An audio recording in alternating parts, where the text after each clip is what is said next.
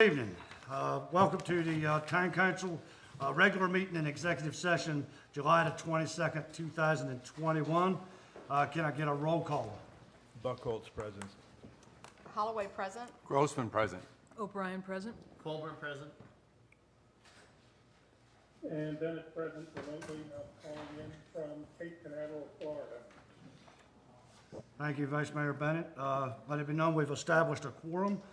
Can I get everyone to rise for a moment of silence and the pledge of allegiance?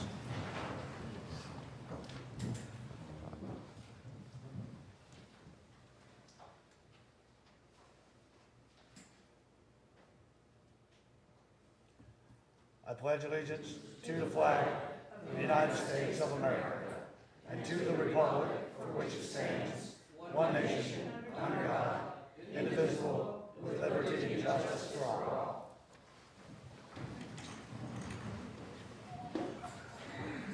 All right, before we get started, I would just ask all of y'all to be respectful of each other. Make sure all your phones are silenced. Be respectful of this council chambers. There will be no cheering, no whooping, none of that. I'll ask the chief of police to escort you out. So let's be respectful of each other tonight and move on about the business, and I would appreciate that. Thank you very much. With that being said, I would like to ask council at this time to move the approval of the agenda format out of the consent agenda to item 2A. So moved. Second. All in favor? Aye. Opposed? All right. The reason why I asked to move that first of all, I would like to add under new business, item 7G, move-in of the railroad car. It's on Strawberry Street Plaza. That will be presented by Councilwoman Holloway at that time. Secondly, I would like to add, as under recognition of visitors and presentations, Katie Nunez. She's going to give a presentation tonight, if that's all right with council. And the last thing I would like to ask council, if they wish, is the applicant typically has opportunity to speak under the zoning ordinance text amendment and the zoning map amendment for the application. During the unfinished business section, if they would like to move that up under the recognition and visitors and presentations after Ms. Nunez, that's council's discretion. Do they have a time frame? That's typically about 10 minutes. So, with that being said, can I get a motion on all three of those? So moved. Second. Any discussion? All in favor? Aye. Opposed? Aye. Thank you, Steve. Sorry, sorry about the delay. Okay, item 3A. Ms. Nunez? Thank you very much. Just a brief PowerPoint. We have made a few little tweaks from what was presented on Tuesday to the Planning Commission, and they are available for handouts as well. Again, we want to make sure everybody's acclimated with the properties in question for this evening, so we have given you a broad area overview. This is a corrected map because we noted that two of the parcels in between the industrial M2 and this proposed rezoning, somehow I don't know how to work the flash, but anyway, and the green parcel, which is what's up for rezoning, we thought those were harbor, that one of those was harbor. We have now confirmed it actually is a GBI H1 zone parcel. So we wanted to give you a full perspective of what this area looks like. And the second slide is just dealing with giving you the parcel numbers, again, so everybody can track appropriately. Lastly, we wanted to share the same slide with all the corrected zoning information on it with the aerials, because again, more people may be familiar with what it looks like with buildings on it. So with that said, I wanted to spend just a few minutes talking about the proposed text amendment, which is what's on your first item up when you take this up. I have included in here, just so everyone can see what is the actual zoning text language that is in our ordinance today. Everything that's here in black is what is here today. All that is being proposed for changes is what is highlighted in red and either struck in red as well. So we have one area under section B14 where we're looking to add assembly and strike it from where it was in the ordinance to just read assembly and/or storage of products. And the only other changes that we have are relative to under C, under number 2, under the conditional uses, we're adding language where if a building or structure is being considered that is greater than 50 feet, it would need to come forward for a conditional use permit and has some stipulations relative to that sort of request to the council. Everything else, which are for the next few pages, as you will see, are all in black. So they are currently the law today in this community as it relates to this zoning district. The last place that we do have a small change on is the very last page of the proposed text amendments, where we are allowing or indicating no outside storage of parts, materials, fossil fuels, raw materials is an addition. I can barely read, sorry. With or for the transport, sorry, I'm having a hard time reading my own, what's here. Excuse me for that. Raw materials or petroleum shall be permitted within the GBI H1 district. Number 7 is something we're looking to clean up, and we're indicating no outside manufacturing, assembly, or servicing of products used on the property of trucks or automobiles in a conjunction with or for the transport of materials to the district shall be allowed. And lastly, under number 9, there are some tweaks that are made here relative to no outside loudspeakers, sirens, intercoms, paging systems, whistles, horns, bells, or other devices or signals audible outside any buildings shall be allowed on the property. Any and all OSHA requirements shall be adhered to. So I just wanted to make everyone aware what is currently on the books today and what's being proposed. Number 7 is supposed to be struck through, isn't Yes, it? yes. I didn't copy that correctly. Thank you. So number- Katie, can I ask a question with regards to the Planning Commission on the last slide on proposed text amendments, item 6, no outside storage of parts, materials, or raw materials. In the Planning Commission, materials and raw materials was taken out.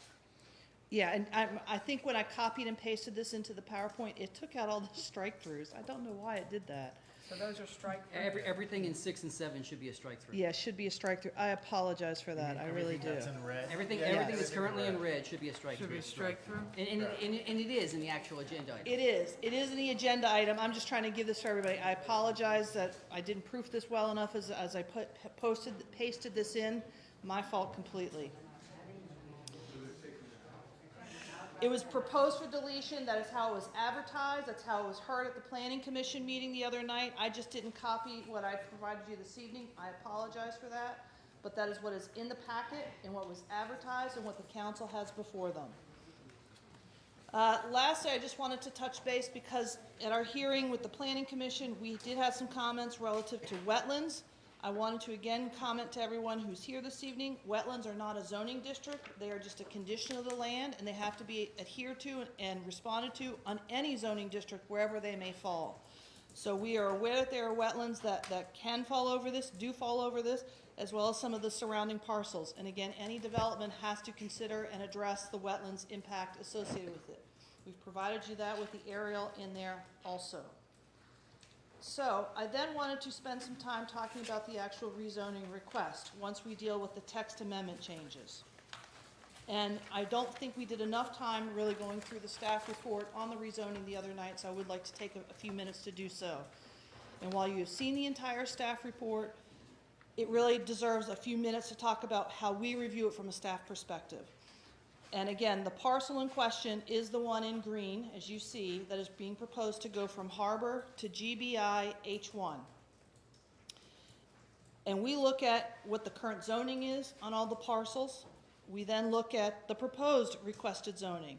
And specifically, we look at the intent statements in those districts. So for the Harbor District, you can read it for yourself. But the flavor of this is really trying to create a district that has an integration of economic opportunity through shopping experiences, through retail experiences, where it has more of a mall-like atmosphere where you can have pedestrian traffic and interaction with the harbor front, working maritime and heritage. But it doesn't really truly envision an industrial aspect to it. And so clearly, over on the north side of the harbor, where it abuts onto Mason, this seems to be a good designation, and which has been applied in this county, in this town, is to the harbor district. When you look at general business light industrial, which is what the applicant is seeking, and you read that intent statement of what it means, it's a planned mixed industrial and employment park with a comprehensive development plan. As part of it, it is trying to revitalize the local industrial economy and historic port of Cape Charles in Northampton County. And as you keep on reading, that seems to fit what has happened on the south side of the harbor. There's been a great deal of industrial investment, older than the zoning ordinance. A lot of that happened. And we're still trying to find a way to encourage and make that a uniform, comprehensive use that is occurring on the south side of the property, on the south side of the harbor as a whole. So we look at that document. The second document we go to consider is our comprehensive plan. It sets the vision. Where do we really see ourselves? And when I go through that document and look at it, and I look to the future land use section in section 3, they talk about all of the industrial districts. And I really wanted to focus on that to see if that's where I see is where the industrial development is occurring on the south side. Does it make sense to see if there should be the expansion of it along an adjacent parcel or not? And when I look at all three of those districts, they seem to be more compatible with what has occurred on the south side of the harbor. And having more of a retail pedestrian walkway community presence doesn't seem really appropriate to be really adjacent to industrial activity. So that makes it, from my sense, from a staff perspective, to say I don't think the harbor designation that's currently on the property really is in alignment with what is happening on the south side of the property, especially being so adjacent to a very heavy industrial usage. With that said, the other place that I've looked for in the comprehensive plan is under section 2.4, in which it talks about the economy. And specifically, I have highlighted one section within here. The town should encourage development of the area formerly known as the STIP, Sustainable Technologies Industrial Park, and several other large land tracts. It must continue support of existing economic infrastructure, including the harbor and railroad. So I think, again, within your comprehensive plan, it has identified what we should be doing for the economic community here, and having to continue existing business to see where we can support ancillary growth of that existing business. Lastly, I wanted to focus on another plan that this town has adopted associated with the Cape Charles Harbor Area Conceptual Master Plan, which was adopted August 4th of 2006.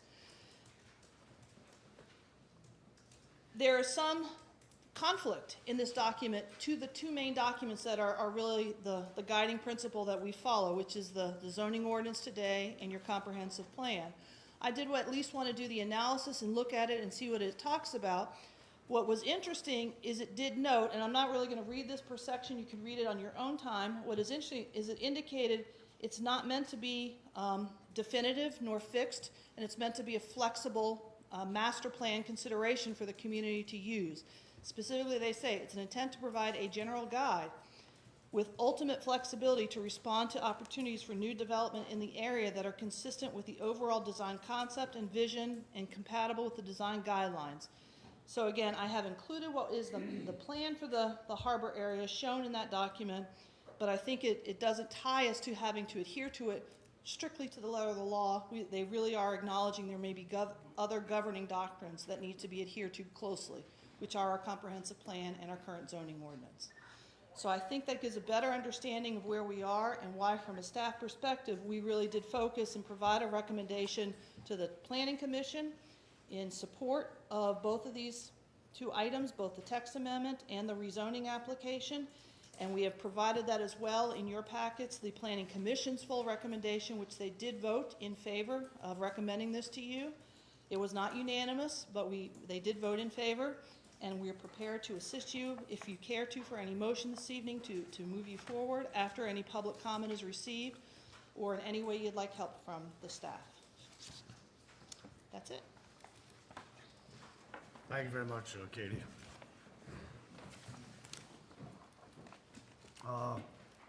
Item 3B now. Mr. Bryan, you want to get up and speak?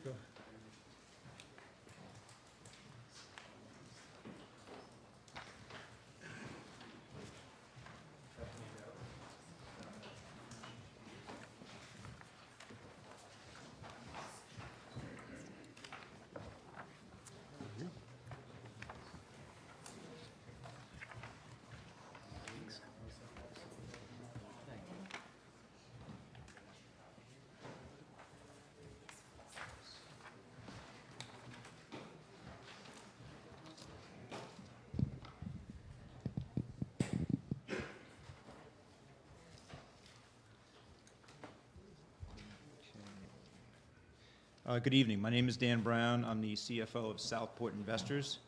And just ask of you for a couple minutes to delve into some of this material. I realize that it's granular and can be tedious, but given the amount of interest and some of the misconceptions that have traveled with this issue over the last 4 weeks, I think it's prudent to do a deep dive and take it from there. So I appreciate your patience in advance. I'm here this evening to ask you to support 2 zoning-related agenda items. 1, application for zoning text amendment, section 3.14, general business light industrial H1. 2, application for zoning map amendment, tax parcel 90-8-1A1. With regard to item 1, application for zoning text amendment, the following text amendments have been identified, supported by your professional planning and zoning staff, and recommended for acceptance by your appointed planning commissioners. 1, allow assembly and/or storage of products as a by right use. 2, allow buildings up to 75 feet in height with a required setback of 125 feet through a conditional use permit. 3, deletion of section 3.14 F7, which currently does not allow manufacturing, assembly, or servicing of products used on the property, nor the use of trucks or automobiles used in conjunction with or for the transport of materials to the district. And 4, other minor changes. I'd like to refer to the timeline worksheet I've prepared for this application for zoning text amendment. This is where it gets a little tedious, so I appreciate your patience. On May 11th, Southport investors submitted correspondence to Town Manager John Hosey requesting consideration be given to integrating text amendments to the current general business light industrial H1 zoning classification. May 20th, Town Council passed a resolution of intent to advance the proposed text amendments to section 3.14 to the Planning Commission. June 30th, public hearing advertisement number 1 ran in the Eastern Shore News. July 1st, Town of Cape Charles Planning and Zoning Administrator, Katie Nunez, issued a staff report in full support of the proposed text amendments. And I quote, staff is supportive of the proposed zoning text amendments in that report. July 2nd, public hearing advertisement number 2 ran in the Eastern Shore Post. July 7th, public hearing advertisement number 3 ran in the Eastern Shore News. July 13th, a joint public hearing was held by the Planning Commission and Town Council. 3 motions were made addressing the proposed text amendments. The results were as follows.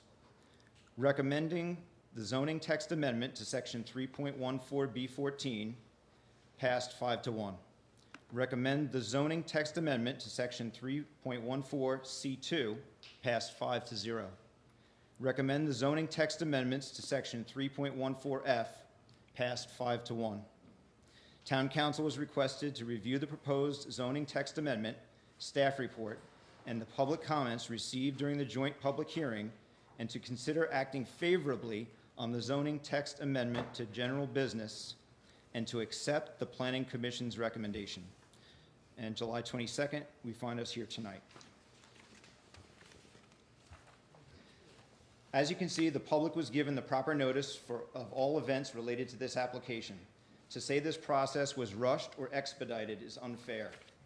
All resolutions and hearing announcements are made available immediately to the public. This is a formal process which began in early May. We hope you can reach a positive conclusion now, the end of July. With regard to item 2, application for zoning map amendment, tax parcel 90-8-1A1, we request you approve changing the zoning from Harbor District to Light Industrial. This request has also received the full support of your professional planning and zoning staff and has been highly recommended for acceptance by your appointed planning commissioners. Let's refer to the timeline worksheet for this application for zoning map amendment. And we have this up on the screen as well. Again, May 11th, Southport investors submitted zoning map amendment application to Town Manager John Hosey, identifying tax map parcel 90-8-1A1 as the subject property. May 20th, Town Council passed a resolution of intent to consider a change to the zoning map within the Harbor District. June 30th, the public hearing advertisement number 1 ran in the Eastern Shore News. July 1st, Town of Cape Charles Planning and Zoning Administrator Katie Nunez issued a staff report in full support of the proposed map amendments. Quoting, "Staff is recommending a favorable consideration of the zoning map amendment since it's supported by the comprehensive plan and creates a more cohesive zoning map for the parcels to the south of the harbor," end quote. July 2nd, public hearing advertisement number 2 ran in the Eastern Shore Post. July 7th, public hearing advertisement number 3 ran in the Eastern Shore News. July 13th, a joint public hearing was held at the Planning Commission and Town Council. A motion was made to approve the proposed map amendments. The motion carried convincingly 5-1. The Planning Commission provided the following motion for the Council's consideration. The Cape Charles Town Council accepts the recommendation of the Planning Commission and to approve the zoning map amendment of tax map 90-8-1A1, located at 1201 Bayshore Road, from harbor to general business. Said rezoning is consistent with the comprehensive plan, as detailed fully in the staff report provided to the Planning Commission and to the Town Council as part of the agenda packet for the joint public hearing held on July 13th. And again, July 22nd is where we find ourselves tonight. It is important to note that most of the land on the south side of Cape Charles Harbor has some form of industrial zoning. In 2006, there was heavy emphasis placed on mixed-use zoning, and as a result, some lots on the harbor's south side were batched into this classification. The mixed-use Harbor District zoning has enjoyed immense success on Mason Avenue and areas close to our retail district. The concept never resonated over to the south side of the harbor. More recently, our group has purchased the old Zapata Haney fish plant property located in between the existing concrete factory and the Cape Charles Yacht Center. Coincidentally, this land sits adjacent to the parcel we are attempting to rezone today. We have that on the imagery here. The Zapata Haney property that we purchased is depicted in letter D, and the property that is the subject of this zoning request is depicted in letter A, just to the south. This retired fish plant property was zoned Harbor District. We quickly recognized the existing zoning was an impediment and requested a zoning change to heavy industrial M2, completely skipping over the light industrial classification. The zoning administrator fully supported the amendment via his staff report. The Planning Commission hearing produced only favorable comments from the public. The commission voted unanimously to approve the zoning change, and the council also voted unanimously approving the request. Obviously, a precedent has been established given the recent nature of the prior approval. Couple this with the close proximity of the two lots, and we feel this is a justified request. Before I turn the program over to my colleague, Brandon Mowery, who will answer some questions with regard to intended land use, I'd like to close with some concise points. The applications for consideration have nothing to do with wetlands, deforestation, land disturbance, air quality, groundwater quality, or conservation. All of those issues are important. We are not minimizing the importance of each. However, they are regulated by their respective agencies and boards. Tonight, we are assembled to consider 1, rezoning a piece of land with strong precedent established. 2, text amendments allowing for outdoor storage and assembly of products or materials which address what we feel are obvious gaps in the existing ordinance. 3, a provision for light industrial landowner to request permission to build a structure over 50 feet yet under 75 feet, any request for which would be addressed through a conditional use permit. 4, deletion of a section of additional development requirements allowing for outside manufacturing and assembly and use of trucks under conditional uses. And 5, other minor changes. You have tasked your zoning administrative staff with evaluating all of these items. Their professional opinion is one of strong support as evidenced by their staff reports. Their reports appear to be thorough and well supported by facts and the comprehensive plan. You task your appointed planning commissioners with hearing the matters and considering all aspects of these issues. They have done so and voted in overwhelming favor of all items. They have presented to you their approval and have recommended a motion for your consideration. These are not radical changes, but rather appropriate changes to meet the goals advanced in the comprehensive plan. We are asking you today to trust your judgment and the judgment of the people you have chosen to evaluate the appropriateness of these applications. Please approve these applications here tonight. Thank you for your time.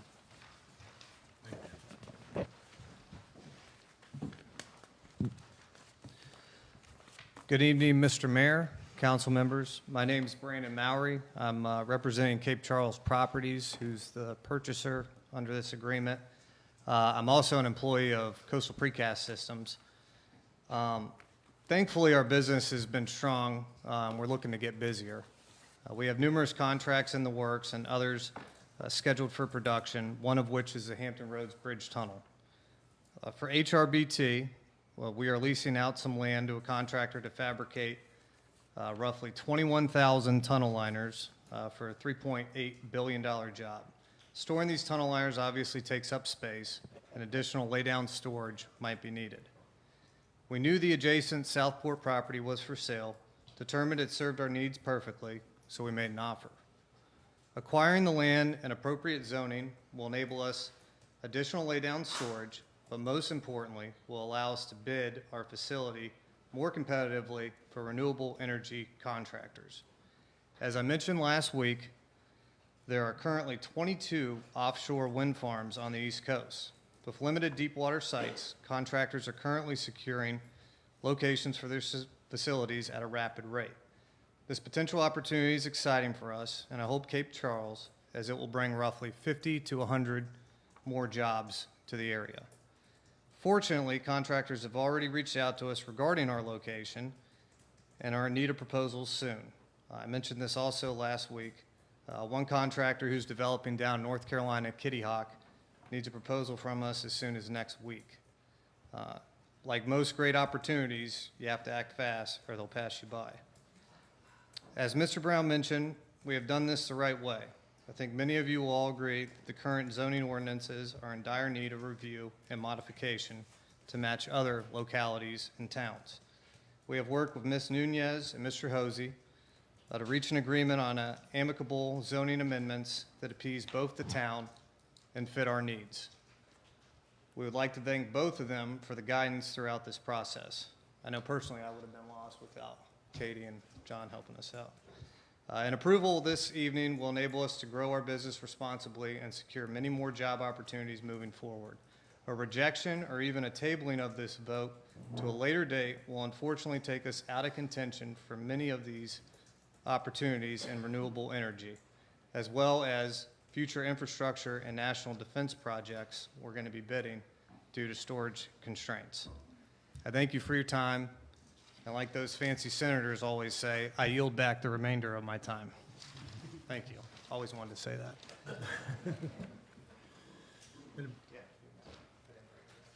Thank you both very much. So, You can't ask questions. hold on one second.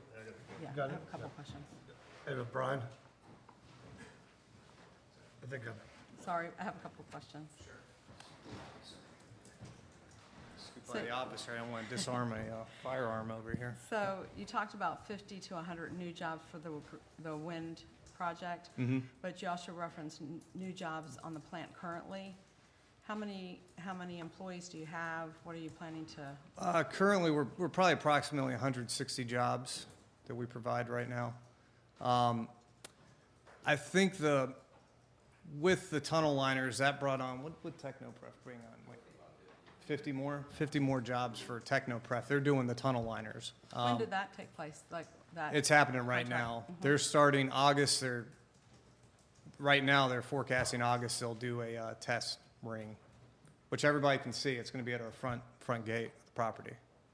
I think for us personally, if we were at optimal production, I mean, we could have another 50 jobs, 25. You know, if we're, the main thing with us is, as I mentioned before, storage constraints. You know, we can only take as many jobs as we have room in the yard to lay those down. So I think we could easily be 25, 50 more jobs if we're optimal operating. And do you know where your employees come from, like where they live? All around this area, I would say like 10, 20% from over on that side. If I was to guess, 20% from over the bridge. And I know either Dan or you can answer this, you talked about the timeline started officially in May, but didn't you begin discussions much earlier with Mr. Hosey? We had some just brief discussions about process and procedure. The depth of the details did not start until May. Okay. And then this is, Fair, John? Yes, we've had some meetings, I want to say it's back in March, but again, it was conceptual only. yeah. And we did start in March, and that's when there was a transition in the zoning administration Right. chair department, which halted that, and then we had to restart once he found the interim. I just want to make sure the public kind of knew that part of it too. And then this is a little unrelated, but when did the number, I think it's a 1, when did that switch to M2, that zoning? Oh, the up top. Oh, D. Close. Could go either way. I was just bragging about my new progressive lenses. I clearly haven't adapted all the way yet. Yeah, that. We purchased the property about 5 years ago, and then the conversion took place shortly thereafter. So Okay. August 18th, 2016. I just wanted everybody to kind of get a feel for that, because it's hard. We don't speak in parcel speak, or even obviously letters, but, yeah. Those are my 3, thank you. The only question I have, how busy are you guys over there right now? Because the noise level's gone down, so everybody thinks everything's come to a screeching halt over there. Just how busy are you? Just so everybody knows. Pretty busy. We're doing the Harry Nice Bridge, which connects Virginia to Maryland. It's a pretty high-profile job for both. 301, yep. I think the biggest contributing factor to that is the giant building we put up there. And that's where the tunnel liners are actually going to be produced for HRBT. Inside, correct? Inside, yep. We're trying to get everything inside as much as we can. We have another building further to the south of the property, about the same size, a concrete building that we're going to do a lot of production as well. Currently are doing production in. So we're trying to keep the noise down as much as we can. We're doing work for HRBT substructure as well. Yes, yeah, we're doing piles for HRBT as well right now. Yep. Thank you. Steve, And one other thing, just so you know, because I was enlightened this the other night, Virginia pays sales tax, even if they're building it, correct, on the projects? Believe so, right? Yeah. Basically, Virginia pays sales tax on all the products that are built. Correct, yeah. So anything that's built in there, Virginia's paying for it, they're paying sales tax to themselves. Unless it's a tax exempt project in that locality, which is generally not the case, but we're collecting sales tax on revenue, and it's increasing now to 1% more because of the school funding. We've increased the value of the county the whole county. Yeah, how much of that comes back to Cape Charles? That's the moot point, because we're getting more back if you actually start looking at it, and our treasurer's trying to figure out where this extra tax revenue is coming from. It's pretty obvious where it's coming from. It's coming from that plan. We get it based on school-age kids. The problem is we don't have as many as the county does, so we only get a small portion of that back. But the whole thing is having 12-month cycle where you've got people coming here and having sustainable jobs and not just in hospitality has a huge impact on the entire infrastructure of the entire community, regardless if it's the county or the town. People go out and spend that money when they get it. So if you got a 12-month cycle,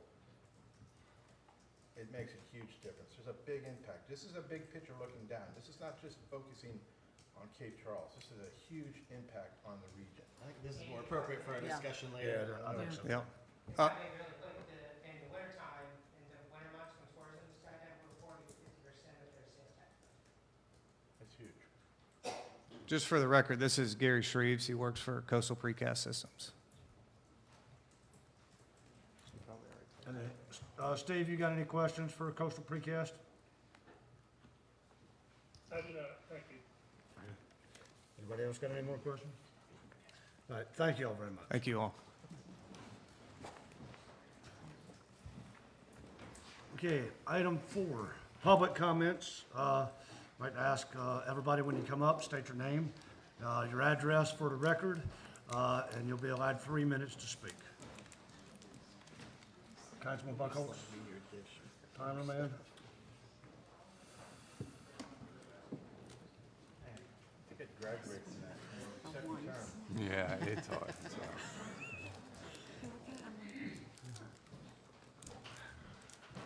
All right, ready when you are.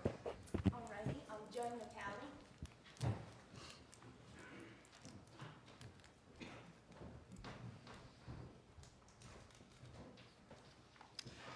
My name is Joan Natali, and I reside at 110 Blue Heaven Road in Cape Charles.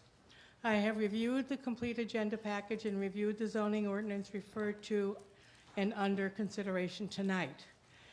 I have 3 concerns that I would like the town council to consider in their deliberations either now or later as zoning changes are revised or updated. Number 1, the conditional use height of 75 feet. Number 2, the removal of the word sirens and also of other devices. Number 3, the require as a compromise a sound or noise barrier for any lots which adjoin or abut a residential area. Regarding the first, I understand that any proposed development of a property in this district must apply for conditional use. That process includes review and public hearings before a permit is either granted with conditions or not, or denied prior to the development of the property. I personally think a height of 75 feet is far too high for our town. I would like you to revise the 75-foot height maximum to 55 feet, which is the highest current height currently stated in our zoning ordinance for the town of Cape Charles, either by right or a conditional use. Second, I am concerned about number 9, the removal of sirens and of other devices. Please consider adding wording to ensure that noise from sirens or other devices are not so loud as to become a public noise nuisance to nearby residential neighborhoods and neighboring businesses in the area. If not now, maybe the subject can be considered in the near future. Third, as a compromise, please consider requiring a sound or noise barrier, not just adding additional trees or bushes, but a real sound noise barrier be required for any lot lines which adjoin or abut a residential area. I am also concerned, as a different topic, still on tonight's agenda, I am also very concerned about the council's treatment and/or dismissal of town committee members. It's very bothersome to me, and I have a real problem with it. Thank you for your consideration. Thank you, Mr. Talley. Please keep your applause. This is not a baseball game. Please keep your applause to yourself. Next. Laura Wiegand? Wiegand?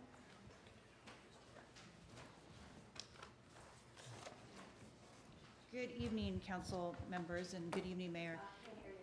Good evening, council members. Good evening, Mayor. My name is Laura Wigand. I have a house at 632 Madison Avenue. We've owned our house since 2016, and this year became full-time residents here.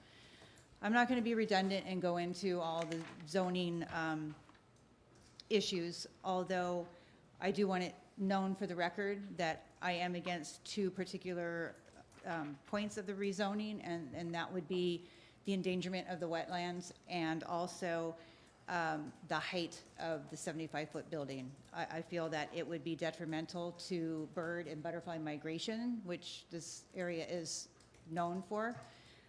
So I would ask that you would consider that, please.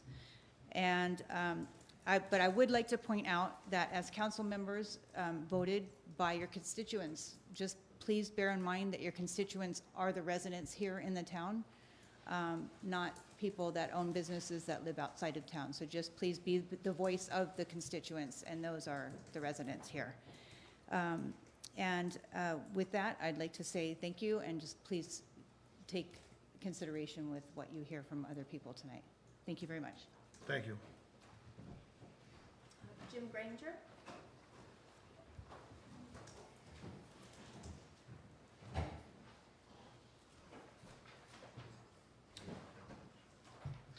My name is Jim Granger, and I live at 524 Jefferson Avenue. Mayor Dyes, members of Town Council, Mr. Hosey, I am writing this in regards to the proposed amendments to the Cape Charles zoning ordinance and the application for zoning map amendment. I attended the debacle of the 13 July joint public hearing, which was led by the Planning Commission. Over 67 of my fellow citizens attended in person, others attended online, and many submitted written comments, the overwhelming majority of which were opposed to the proposed actions. The hearing was orderly to that point. When the petitioner addressed the crowd directly in an arrogant and insulting manner, the atmosphere got very heated, and the police were summoned in case things got even more out of hand. To make matters worse, one of the Planning Commission members made insulting and sexist remarks to one of the female members, accusing her of creating drama when she was actually asking insightful questions. I sincerely hope that tonight's meeting will be fair, honest, respectful, and transparent, with the views of all citizens taken into consideration. I support the update to the Cape Charles Guidelines for Citizen Participation and the proposed Town Code of Ethics and Rules of Order. They would have made a major difference during last week's hearing if they were enforced. This meeting is off to a much better start. Since the Planning Commission did not address any of the issues before voting to recommend approval of the proposed actions to the Town Council, I can't form my position until I get those answers. I asked the Town Council to return the action back to the Planning Commission and direct them to address the issues raised by the citizens before voting on the action and passing it to Town Council. If that won't work, I strongly recommend that the Town Council delay the vote until the issues raised by the citizens are addressed. The prevailing feeling among town citizens seems to be that their elected and appointed officials don't listen to them. Fixing that problem is, in my opinion, perhaps more important than the proposed amendments and rezoning issues. Thank you. Thank you, Mr. Granger. I'm not going to say it again. Who you got next? Kim Starr.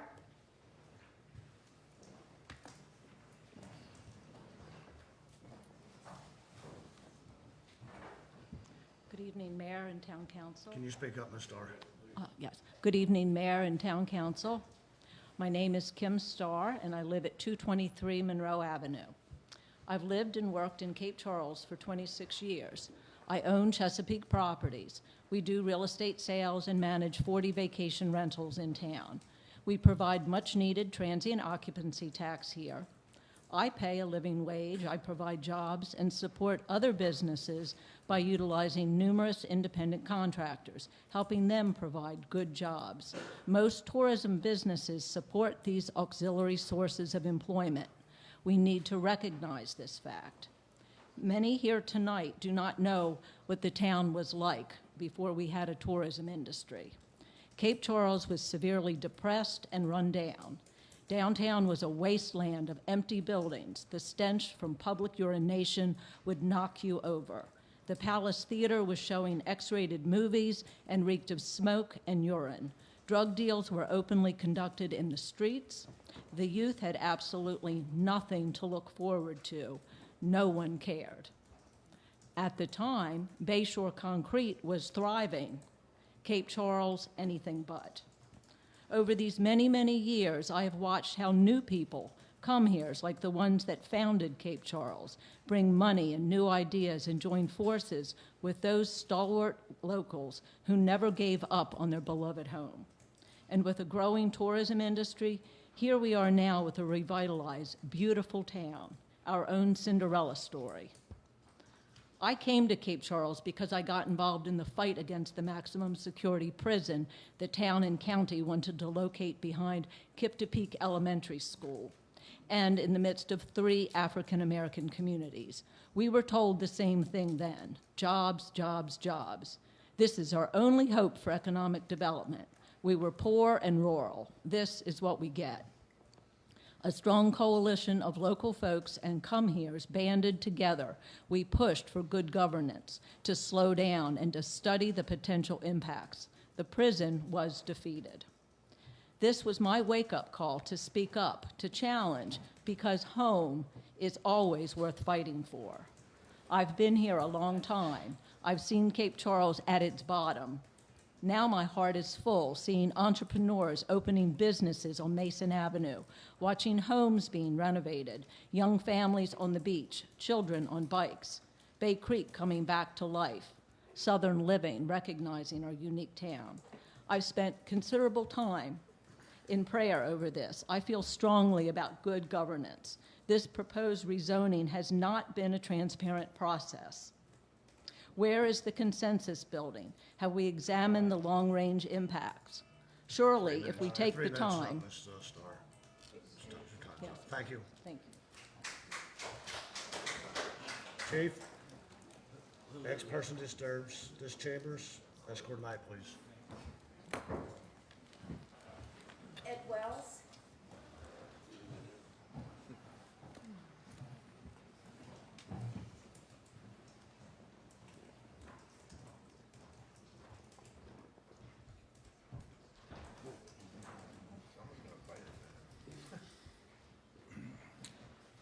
My name is Edward Wells. I live at 202 Strawberry Street. Good evening, Mayor, council members, town manager.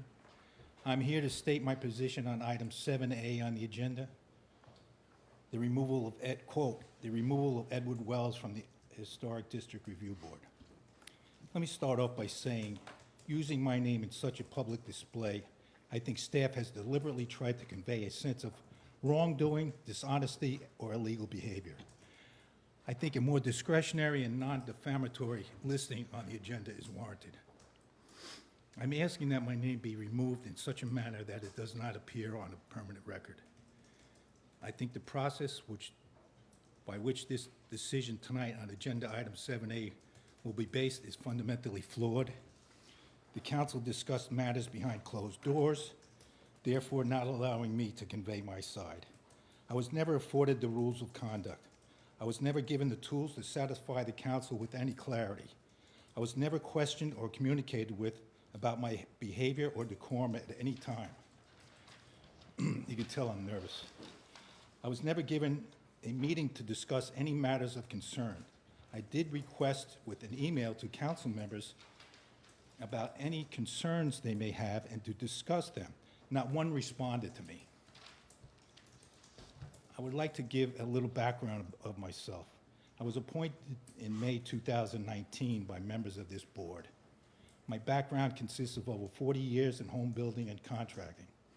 My experience with home building codes, building materials, and historic architecture fit in with the Historic District Review Board. Sometimes my experience with applicants not being completely honest and truthful may have given rise to my impassioned responses. I now realize that in a publicized meeting, you need to be more politically correct with your dialogue and responses. I would like to publicly apologize for any emotion that was conveyed to disrespect anyone. We are all human, and our mutual desire to comply with our town's vision and ordinances I misspoken. We all have been in that position where our passions are overruled by our intellect. With that said, I would like to request that my removal be reconsidered and to request a work session to clear up my further discrepancies. Thank you. Thank you, Mr. Wells.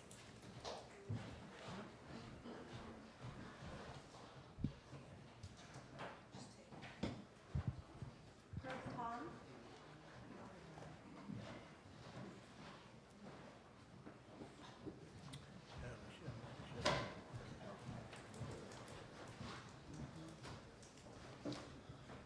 Good evening, everybody. My name's Herb Tom, co-chair of the Historic Review Board, and to you, Mr. Mayor, Councilman, and John, Town Manager. I'm here to speak in behalf of Ed Wells, who I've been on the board 3 years, and we've gone through chairman. And I think that Ed has done a fantastic job. He's passionate, he's forgiving, he's a good mentor to the rest of the board members because of his demeanor. But he is passionate, and that's the key word. He was passionate about the incident that happened at number 4 Randolph Avenue, and it was on a weekend. And I was there, met with the gentleman who did the infraction, which had no remorse whatsoever. And when Ed, and if you remember, it was during our Zoom meetings where we're not together to support one another and calm one another down, or it's camaraderie, which we did not have. We were all alone. And I think that played an effect on the way Ed responded to the gentleman who, in my humble opinion, was antagonistic. And I thank you for my time, and if you would reconsider your decision. Thank you. Thank you, Mr. Tom. Bill Ballard.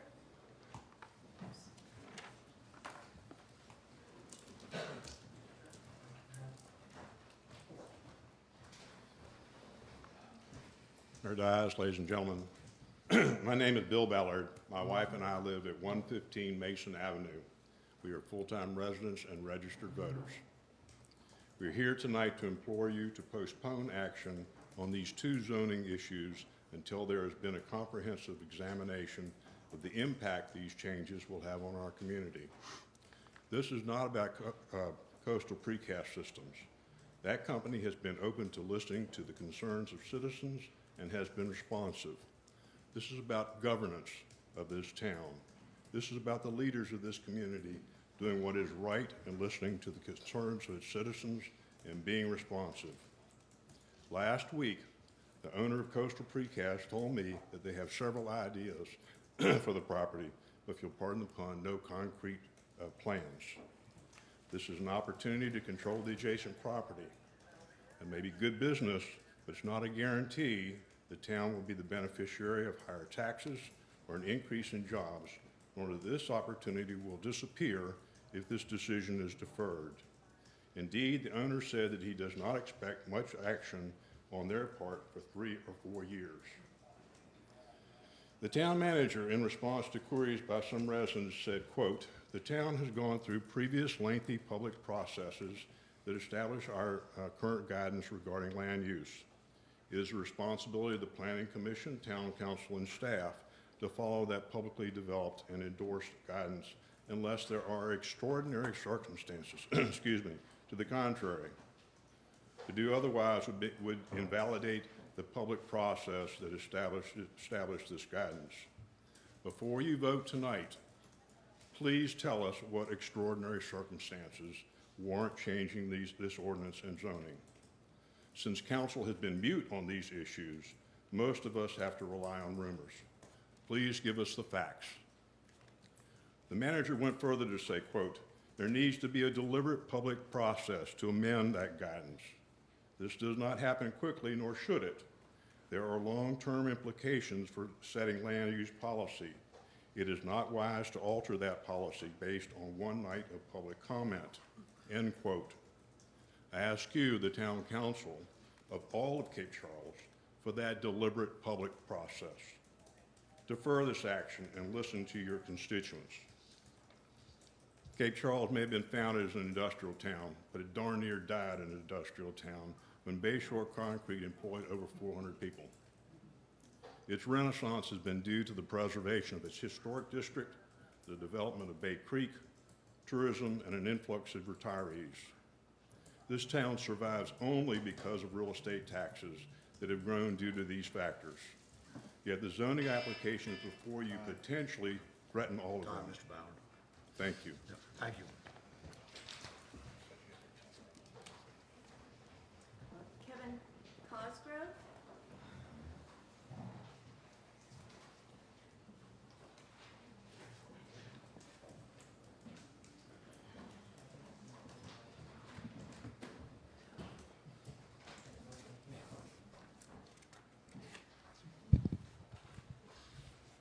Good evening, Mayor Dyes, council members. My name's Kevin Cosgrove. I'm an attorney with the law firm of Hampton, Andrews, Kerr. My office is located in Norfolk, and I'm here on behalf of a number of concerned citizens of Cape Charles. My comments concern agenda items 6A and 6B. My clients don't understand why these applications are being so rushed. Mr. Brown said this has been going on for 4 full weeks. 4 weeks isn't nearly enough time to evaluate the possible consequences of what might happen either with the zoning application or with the text amendments. Instead of 2 public hearings, this was double advertised, so there's only 1 public hearing. Why? The roughly 1,000 citizens of Cape Charles have the right to demand transparency in processes of these type. You, as elected officials, have a duty to provide that transparency. So far, that hadn't happened in this matter. My clients request that these applications be deferred for 90 days. During that time, we request that you direct the buyer of parcel 981A1 to meet with town residents and explain in detail what their vision is for these parcels and the 2 adjoining parcels that will be affected by the text amendment changes. If the buyer can't articulate a specific vision for what it's going to be doing with these properties, this application should be denied. You know what's missing here. In a typical rezoning application, an applicant submits an application and says, here's what I want to do, here's for you to evaluate it, and I need a rezoning application. I need my property rezoned in order to achieve this goal. This has turned the rezoning application process completely on its head. This applicant comes before you and says, I don't know what I'm going to do with the property, but rezone it, trust me, and I'll take care of it later. So don't worry about what happens after the fact. That is not the way rezoning applications should be handled. The property owner has to be able to say to you, so you can evaluate it, here's my plan. This is what I want to do. If this is such a great opportunity, then these property owners should be able to provide renderings of what this is going to look like. They should be able to meet with the town representatives and the town people, and they should be able to convince them that this is a great opportunity for Cape Charles. If they can't, then this application shouldn't be approved. What is happening tonight is the applicant is essentially putting a gun to the town council's head and say, I'm sorry? Thank you, Mr. Cosgrove. Yes, ma'am. Yes, yes, sir.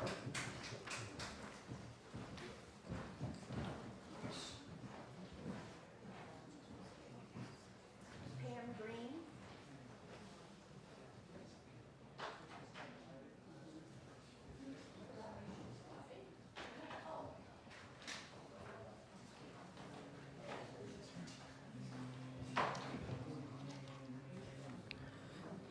Mr. Mayor, Councilman, Mr. Hosey, good evening. That's a tough act to follow.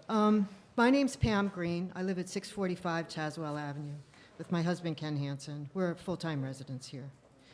Like other signatories to the petition submitted to you on behalf of now over 500 Cape Charles residents, I'm deeply concerned about the unintended consequences that may result if this request is approved now. The implications on the quality of life for Cape Charles citizens are significant. and the economic harm that could result to the tourism industry, along with the environmental impacts, are significant. I think all this needs to be considered carefully before you vote. I understand that Cape Charles has a tradition of being a working port, and that no town should put all of its eggs in one basket. But please don't turn this into a circular firing squad, where we've got the concrete plant and Mr. Baldwin's firm in direct opposition to those of us who live and work here. My request for your consideration is this. Like another member of, and a fellow neighbor and another member of the community, I've prayed and thought about this for a long time. You're in an unenviable position. No matter what you do, you're going to get a whole lot of you-know-what. I'm glad I'm not in your chair. I'm grateful that you are willing to take this and other issues on. You devote a lot of time and attention and expertise to all the issues that this town has to deal with, and you don't get paid for it. It's $50 a month, I believe, and I believe a lot of you actually donate that back to the town. So consider my idea. Can we hold a referendum on this issue? Defer action on this, let the neighbors get educated on this so that it's not an us versus them situation. Just think about, I don't know if the bylaws and how this town is operate allows for something like this, but we live in extraordinary times. We're coming out of a terrible pandemic that we haven't seen since my grandmother was alive. So give us time to understand what the implications are, not just for the citizens, but for the Chesapeake Bay, for the marine life, for the birds, the trees that have gotten chopped down. What are the applicants going to do to ameliorate all of that? Are they going to plant some more trees? Are we going to get a sound barrier? I don't know the answers to those questions. Maybe you do. And I would like to find out what those answers are. If we get answers that are reasonable, I think you'll get the neighbors supportive of an expansion of the concrete facility. We need more jobs here. That's for sure. But we need to expand in a sustainable way. I also have some questions in addition to the ones that were posed in the letter that was submitted along with the petition from change.org. I'd like to know who owns upfront storage. It's a little parcel area on the land. I'm sorry, I have other questions. I'm going to submit my letter for Thank you. the record. Thank you. Yep, thank you very much.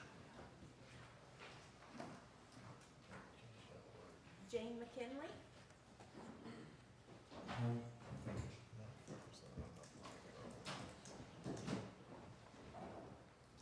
Good evening. I'm writing to express my concern, or I'm standing up here to express my concern. Name and your address for your Oh, well, that was coming next, but I had to do my lead-in. My name is Jane McKinley. I'm a full-time resident living at 526 Tazewell Avenue. And I'm standing before you to express my concern regarding the Planning Commission's swift approval of the proposed zoning and text changes to accommodate the sale of the property in question to Coastal Precast Systems, and to encourage town council to give serious thought to the approval of this proposal. This issue brings to mind, let me just deviate because I don't have to read this part. I fell in love with the Virginia Eastern Shore and Cape Charles in particular in 2014 when I came over to do Between the Waters bike ride. And I've done it ever since then, and I love it, and I'm going to do it this year also. But I went home in 2015, and I told my family and my friends, I've got to move to Cape Charles. And they're like, well, do you know anybody there? What do you know about the area? And I'm like, okay, I'll give you this one. I'll throw you a bone. I will move to Cape Charles or stay in Cape Charles for 1 month of January 2016, and I will do everything in that month I can to learn about the area. So I did, and every day I set out and I talked to somebody or made a connection, one of which was with the mayor at the time, another was with a town council member. And in talking with that town council member, I said, you know, it's a shame that there's that concrete factory over there. And it's kind of like a block, it's kind of, you know, it's ruining the pristine coastal view. And the reply was, well, they bring jobs and revenue to the town. And it gave me pause. And I thought about that, and I thought, that is very true. And since that time, I've really seen the value that has been added by the concrete factory. But I wonder if expanding this industry would really threaten the town's growing, robust tourist economy, resulting in a net loss to the town. So we've got to, weigh the pros and cons there. It was mentioned at the Planning Commission meeting that this expansion will bring 50 new jobs to the area. I heard just earlier that it could be as much as 100 new jobs to the area, which is really great. I think we all agree that we need jobs. But do we actually know that it would be as many as 50 to 100? Do we know that these jobs would be filled by local people or would, oh. I have a lot more to read. Thank you, Ms. McKinley. You have a copy of this. Sorry, Jay. Thank you very much. Sorry, Jay, but I like to do that.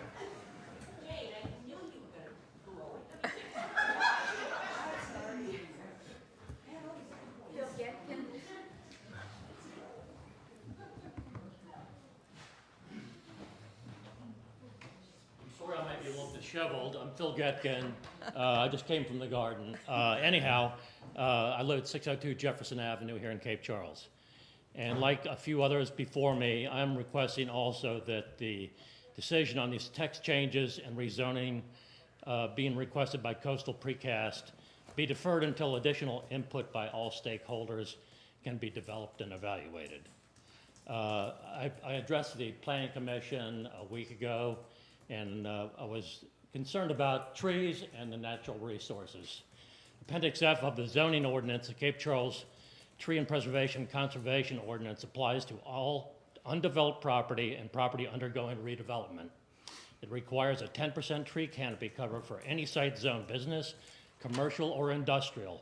It also requires a permit before any tree can be destroyed or removed. The town council and town staff need to work together to ensure the tree preservation and conservation ordinance is strictly administered and adhered to. A property owner has the right to develop her or his property in any way the laws, rules, and regulations permit. However, it is critical that any development be done in an environmentally and ecologically sustainable manner. The development that has occurred in this area of town over the last several years has been anything but that, in my opinion. Trees have been clear-cut all the way to property lines. As recently as last week, many more trees were cut down. A question, were any permits issued for the removal of any of these trees? Yesterday, branches and tree debris from the downed trees were burned, causing smoke to waft over the town. If the rezoning changes being proposed are approved, it is my sincere belief that the trees on the affected properties will be clear-cut and as well, thereby permanently changing these critical natural landscapes forever. Before any decision is made on the zoning text changes or the zoning request, I'm requesting that a detailed tree plan that follows the zoning ordinance be submitted and approved. It is critical to know which trees, if any, will be saved and how these trees will be saved. Also, this plan should be made public to ensure that all the town citizens are aware of what the consequences of this development could be. Maintaining the Cape Charles zoning ordinance is the responsibility of the town council. A property owner does not have the right or ability to rezone their own land. They can only request this action. Before the requested actions are approved, I believe that a win-win situation needs to be demonstrated. In my opinion, the applicant has not, up to this point in time, submitted enough information that should persuade you to approve these requested actions. Thank you, Mr. Gagin. 2 seconds left. Diane Davis?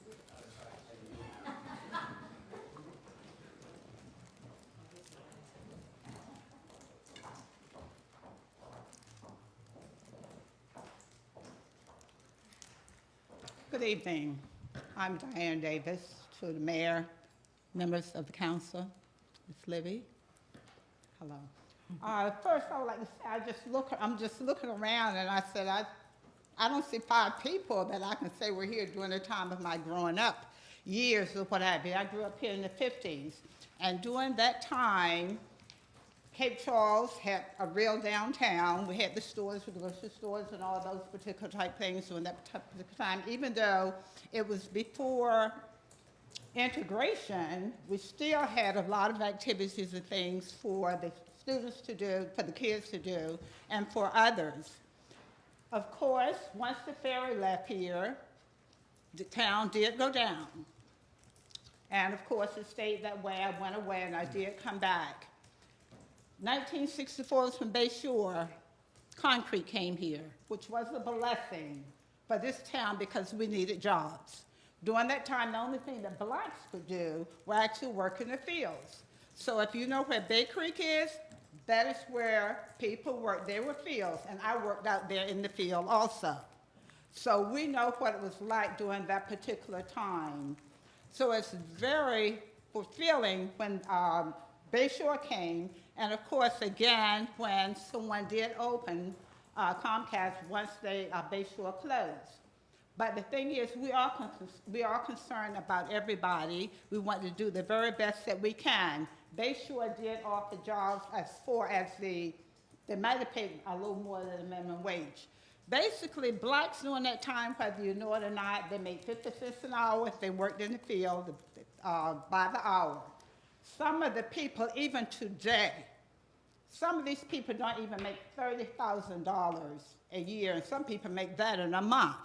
So when I think about what is going on in the plant that we're talking about, I'm thinking about those people who have lived here all their lives and really need decent jobs. They need jobs. Some of them have to go all the way to Accomack County, but all of them are not doing that. Young people who are now young adults, they have jobs, yes, but what are they doing? They're working part-time, no benefits of what I do. So we want you to keep in mind everything that is going on because we do need jobs. And we need people to help support not only the young people, because other people are still trying to make a living. So let's do what we can to help everybody. We're supposed to be concerned about all mankind, and this is what your job is to do. Thank you. Thank you, Ms. Davis. Could you state your address for the record, please? 601 Jefferson Avenue. Thank you very much. Mary Barrow.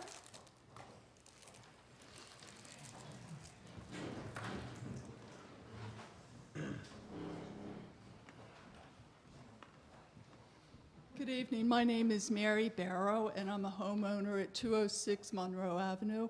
I've got a lot of concerns, and most of them have already been expressed by the people in the town. What I'd like you all to consider is that oftentimes in this country, particularly in this country because we're a democracy, laws are changed because people come to court and the letter of the law is not in sync with the spirit of the law.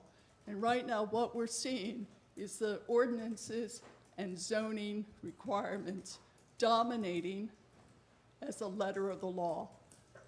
What I'd like to see is all of you all consider the spirit of that.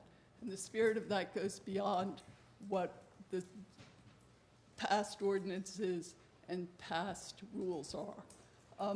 Specifically, with relation to the environment. Thank you. Thank you, Ms. Barrow. Mike, I cannot read the last name. Starts with an S, Mike? Was it Mike Strew? Sorry, Mike. You know him.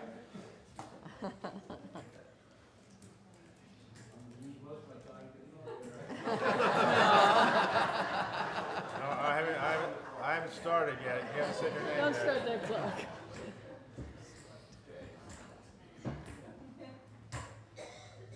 My name is Mike Strube. I reside at 522B Washington Avenue.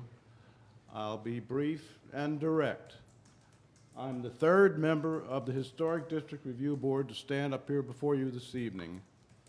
My request is that item number 7A either be deleted or deferred I make this request in the best interest of the town. Thank you. Thank you, Mr. Strube.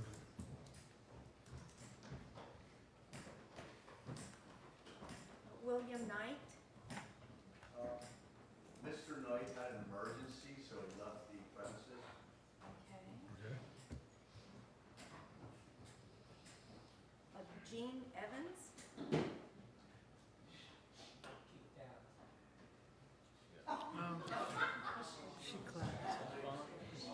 Okay. John Evans as well? Yeah. John Evans? Okay. It's everybody that has signed up to speak, but I have a number of comments that were submitted via email. Ready when you are. Okay. First one is from Karen Reed Lowe and William Richard Lowe. To the members of the council, my wife and I own 101 Tazewell Avenue. We wish to comment on the proposed zoning changes allowing the expansion of the coastal concrete operation in Cape Charles. To begin with, we wish to say that we understand the importance of this business to the local economy and their right to use the property in accordance with current zoning regulations. That being said, it does not enhance the view shed from Mason Avenue. It creates noise, dust, and negatively impacts the business district and tourism. We object strongly to the proposed text changes to GBI H1 on its own merit and the subsequent impact on other parcels. We strongly oppose the rezoning request because of its impact on surrounding areas. We are also strongly opposed to any action that would allow buildings or any structure to exceed 40 feet. In addition, we wish to concur with points that several speakers at the Planning Commission made in the Joint Town Council Planning Commission meeting. There needs to be more public notice and time for additional hearings. There needs to be environmental impact studies. All relevant town committees must schedule time to assess the impact on the proposed changes. The town council must analyze the tax benefit cost to the town of making these changes. There needs to be an analysis of the loss of value to lots in Bay Creek and resulting loss of tax revenue on those lots and on the houses that would have been built on them. How much impact will the enlargement of the industrial facility have on the desirability of the town as a tourist destination? 70-foot tall structures will soar above the tree line and impact the entire town. One speaker pointed out that an expansion of the concrete business would bring more jobs to the county. This is true, but at what cost? New home construction in Bay Creek, more tourists in our restaurants and gift shops will also create more jobs and more revenue to the town. As one speaker queried last night, who do we want to be? Choose between a charming, family-oriented historic town that appeals to people from all over our country or a growing industrial complex. Thank you for your consideration of our opinion in the matter. Regards, Karen Reed Lowe and William Richard Lowe. Dan and Macy Coffey. We are full-time Cape Charles residents, taxpayers, and registered voters. We have kept silent over recent changes at the concrete plant, realizing the long history of the plant that offers much-needed jobs. We were pleased by the apparent cooperation between the town and the concrete plant to reduce noise and dirt from the operation. However, the current rezoning proposal has caused us to realize that now is the appropriate time for us to voice our concern over the proposed rezoning, as it may further destroy the delicate balance between industry and the scenic beauty of this town, one of our greatest and fragile resources. We ask that the Town Council and Planning Commission take the time and due diligence to study the effects the proposed zoning changes may have on Mason Avenue viewshed, the town harbor, the parcel designated wetlands/harbor, the treescape, property values, the Bay Creek development, and the tourism industry. Of utmost concern is the request for an exemption for property zone light industrial to allow 75-foot tall buildings for the purpose of assembly and storage. We wish coastal concrete success, but also desire the continued success of Cape Charles. There is a delicate balance that is too important to the futures of both Cape Charles and coastal concrete. We take the time and resources, please take the time and resources to ensure that both Cape Charles and coastal concrete can work together for all. Thank you.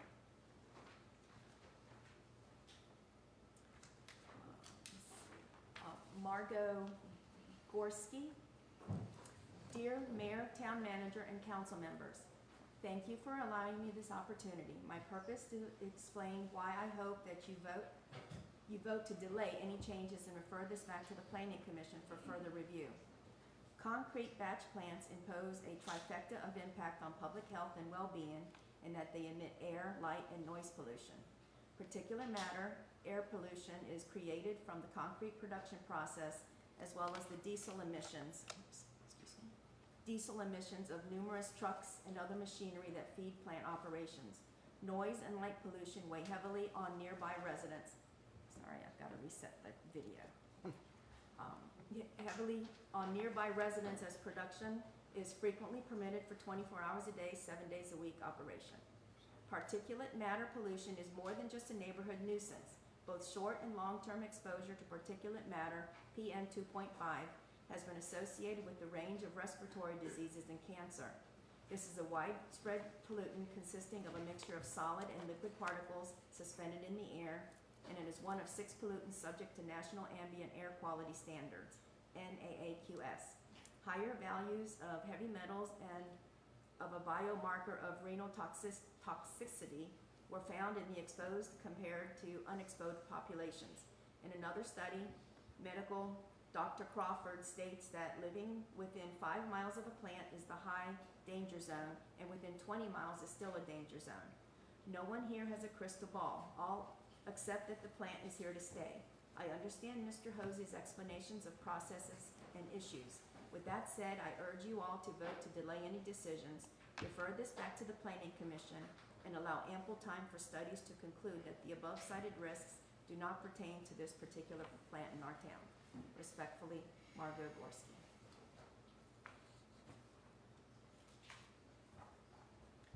Lori Blewett says, does our community want more industry right on the bay, more noise and dust?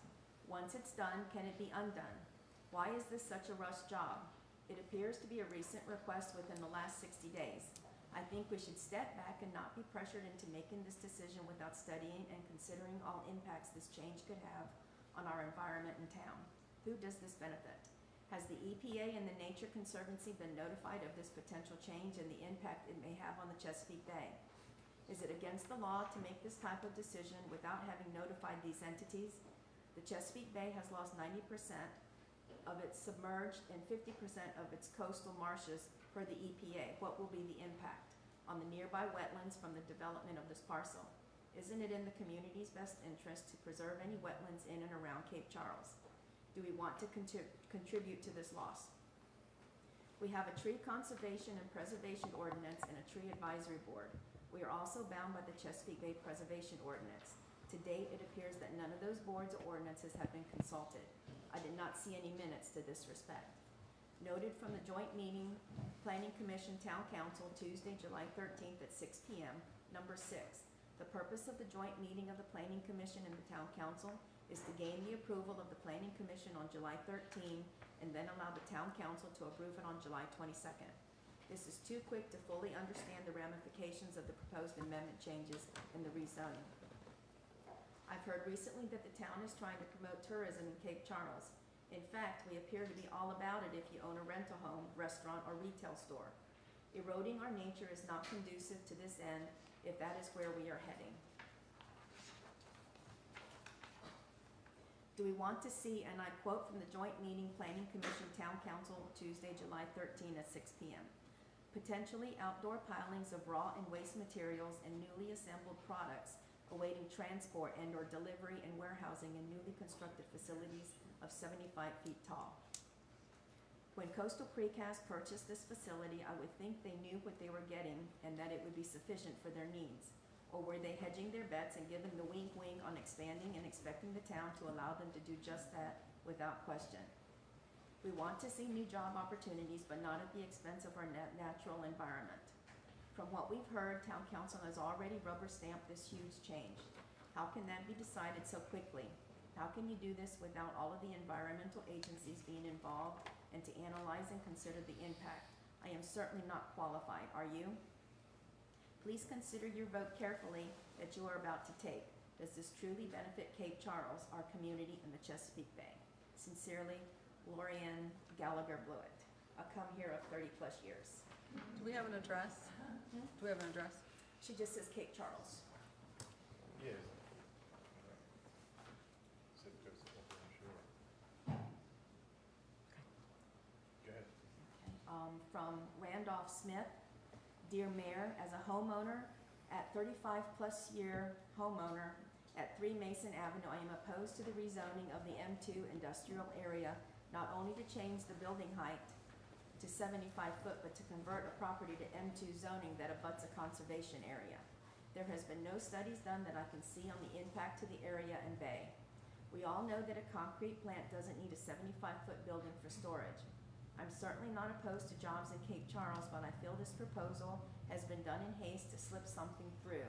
I just heard about it today. This was dated July 13th. I'm asking that the vote on this be delayed until this proposal can be thoroughly discussed and vetted through the proper agencies. Thank you.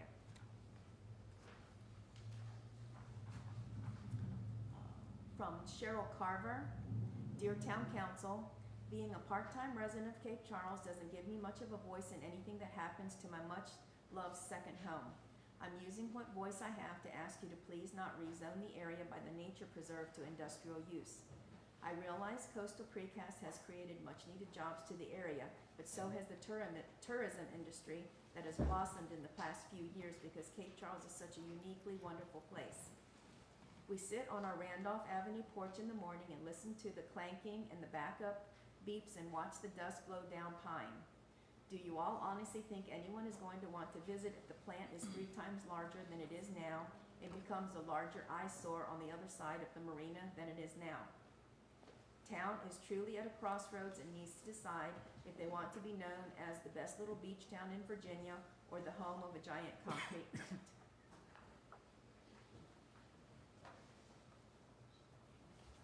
From, she's already spoke.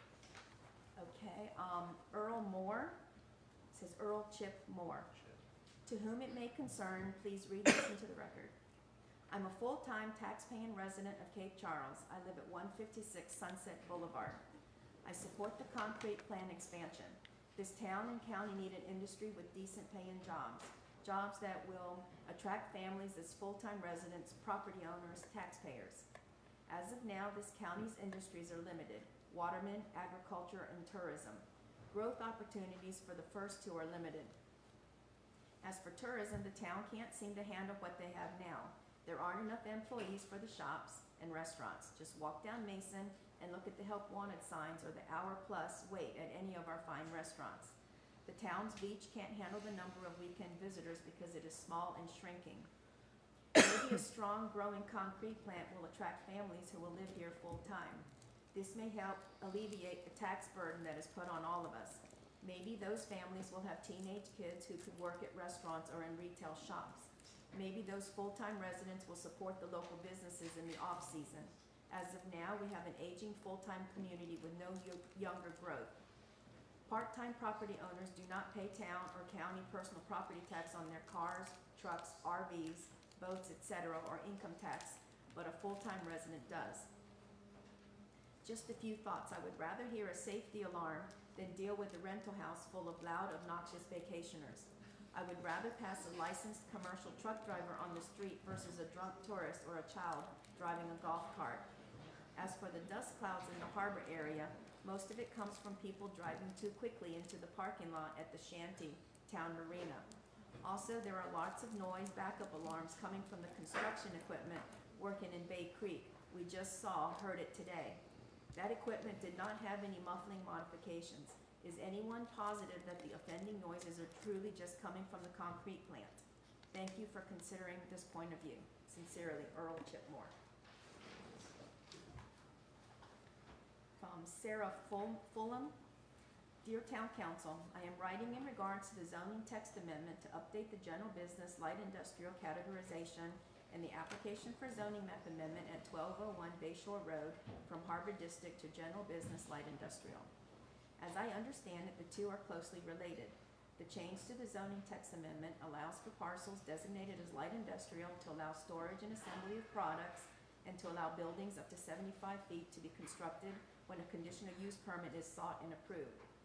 Piggybacking off of this request is a change of 1201 Bayshore Road from harbor to light industrial to allow for these conditions on this property. I do not outright oppose either of these asks.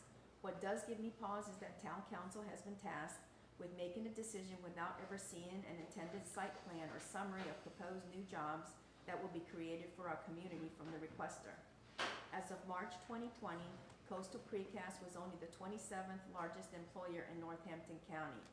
As I understand it, Coastal Precast will not be purchasing the aforementioned land unless the zoning text amendment and zoning map amendment are approved by town council. Once the land is purchased, little physical room is left for another industry to enter our town.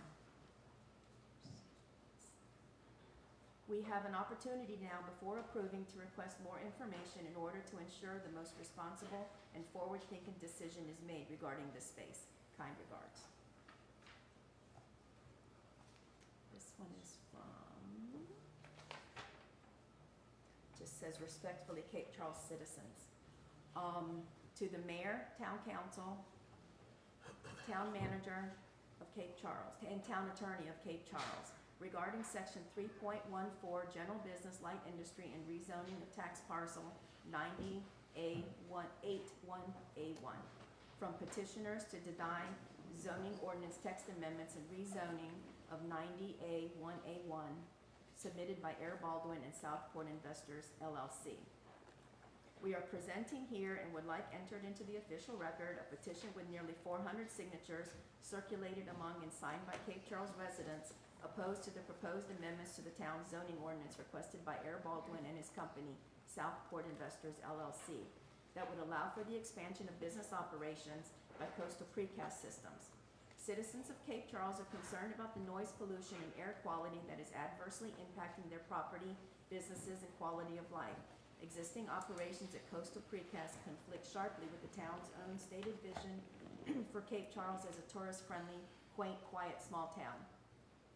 Expanding Coastal Precast operations will, residents and business owners fear, exacerbate the noise and air pollution unabashedly washing over the town from Precast facility.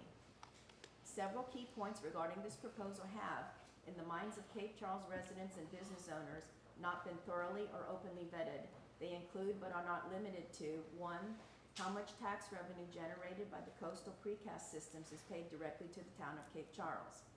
2, what, if any, legally binding assurances does the town have from Coastal Precast that noise and air pollution from the plant will be significantly mitigated should the plant expand operations? 3, what legally binding assurances does the town have that Coastal Precast will operate at reasonable hours during the day and not run the plant in the middle of the night or around the clock, as has been the case? 4, what assurances does the town in Northampton County have that the jobs created by Coastal Precast expansion be filled with town or county residents? 5, how does the expansion of Coastal Precast fit within the recently drafted vision statement for the town and the mission of the downtown Cape Charles Business District? 6, have any recent or definitive studies been conducted to assess the current and potentially future impacts on water or air pollution and noise levels inflicted by Coastal Precast on the town, its residents, or the Chesapeake Bay and Town Harbor?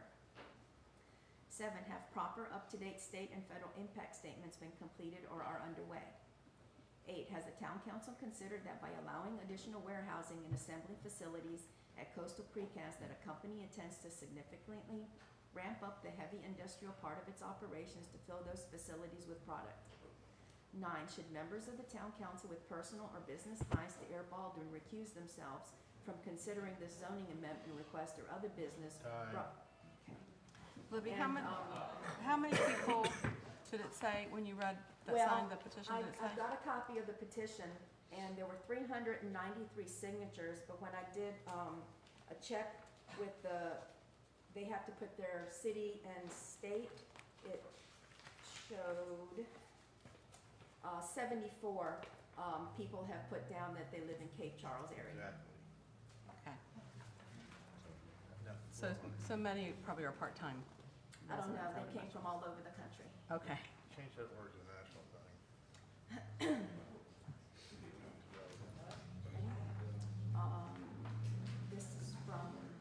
David Parham. Says, Dear Mayor Dyes and honorable members of Town Council, I am writing in advance of the Town Council meeting to consider changes to the text of the General Business Light Industrial H1 zoning district and rezoning parcel 981A1 from Harbor to General Business Light Industrial H1. I believe these zoning changes could have a huge impact on the residents, businesses, and general environment in Cape Charles, and any decision related to zoning language text changes should not be rushed through without a proper and complete review.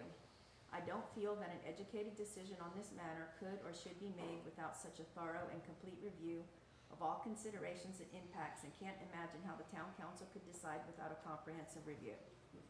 I have not heard or seen any reason or compelling argument for the Town Council to approve these changes, and have seen many solid arguments against approval. There is absolutely no reason for the Town Council to rush this decision through, as you represent all the residents and stakeholders in Cape Charles, not just the few who would benefit from these changes. I respectfully request that any decision be postponed until all the potential impacts, both short-term and long-term, are thoroughly studied. I would suggest that all the various boards and commissions we have in Cape Charles should be given the opportunity to review any and all impacts of the proposed zoning changes. These include, but are not limited to, the Wetlands and Dune Commission, Harbor District Review Board, Tree Advisory Board, and whoever is in charge of the Chesapeake Bay Preservation Ordinance. In addition, environmental impact studies should be conducted and impact of sound and dust pollution seriously considered. We all agree that new business growth is desirable. However, years of comprehensive reviews along with professional consultation has set the comprehensive plan, which is currently in place and has led to a rebirth of Cape Charles. The existing planning and zoning should not be changed without a complete and proper evaluation of the economic impact to downtown businesses, commercial property values, taxes, and the impact on tourism, along with any environmental impacts. This is a serious issue and requires a complete and thorough investigation before any decision is made.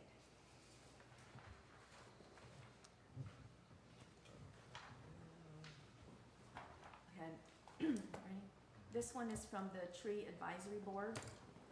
On behalf of the Cape Charles Tree Advisory Board, this letter is being submitted subsequent to the Planning Commission's approval of the proposed zoning and text changes to accommodate the sale of harbor area property to Coastal Precast Systems. As mentioned in our prior letter, there are many aspects to consider in granting approval for these changes. However, in support of the fact that not all success is measured by economic development, the focus of this letter is primarily on the environmental impact to this property and to the town of Cape Charles. If the requested changes are approved by Town Council, it would then require only a single step to obtain a conditional use permit to allow changes which, seemingly minor on the surface, could have a large unintended impact. It could put at risk the delicate balance in the current existing mature forest, which includes valuable trees such as the oaks and hickories, as identified by the Virginia Department of Conservation and Recreation. While it may seem that there are plenty of trees in the area, fragmented habitat reduces the ability to support wildlife and migratory birds. Ecotourism is important to our economy here, and there are consequences to clear-cutting areas. What is the trade-off in more jobs created by coastal precast systems versus the economic impact on tourism? Clearing this area could diminish the quality of life in our town to a great degree attributed to the stand of trees both in town and along its perimeters. And it could increase the noise and air pollution, which could be partially abated by maintaining the existing forest along the edge of town and the Bay Creek development. If allowed, how can we ensure that Coastal Precast will respect the environmental value of this land and not clear-cut it as they did the parcel north of the Cape Charles Nature Preserve? Although an additional 125 feet of setback along the border of Bay Creek will help, do we know that this will be sufficient to keep the forest vibrant? Why not require a buffer on the side facing the town? What we do know is that there was an environmental study done prior to the development of the Cape Charles Sustainable Technology and Industrial Park, but that was almost 30 years ago. What might be known now about environmental impact that was not known at that time? And what are the permitted by right uses allowed to the owner?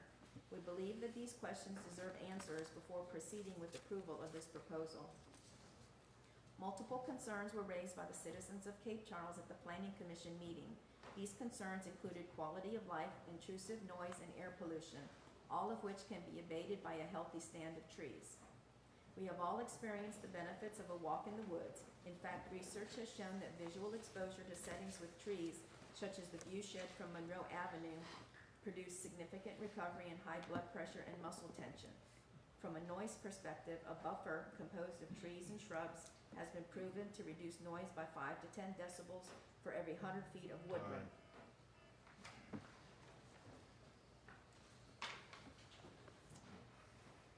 From Alfred Ewell, anyone wanting to shut down the coastal plan's growth should be stunted themselves.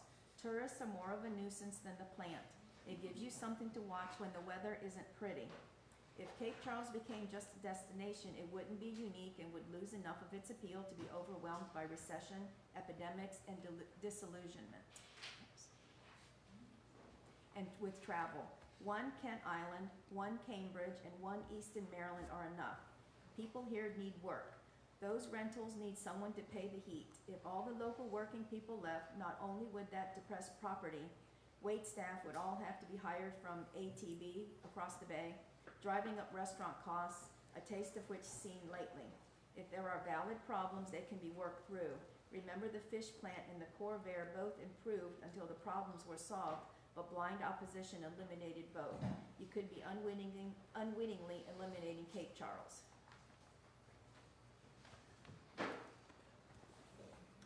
This next one was sent in by Lori Blewett, but it's actually an email from Patrick Fanning, the Virginia staff attorney for Chesapeake Bay Foundation. It says, "Hi, Ms. Gallagher Blewett.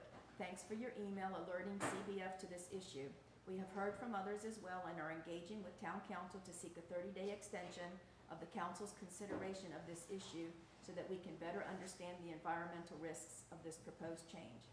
Look forward to learning more and seeing how we can minimize environmental impacts of this proposal."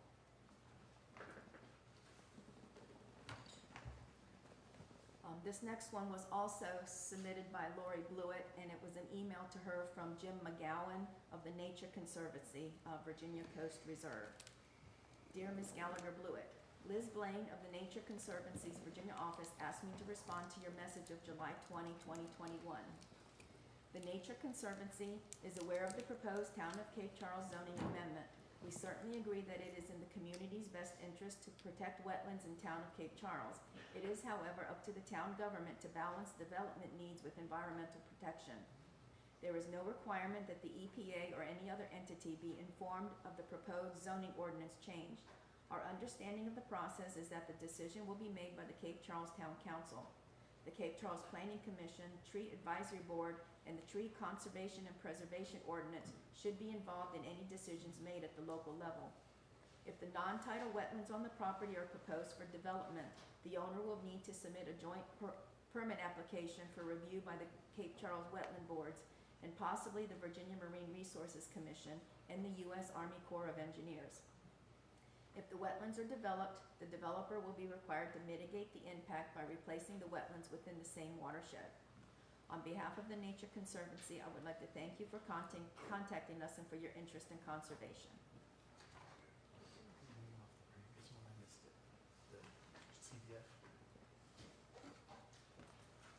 Was it Jill or Jim? Jim. Jim, okay.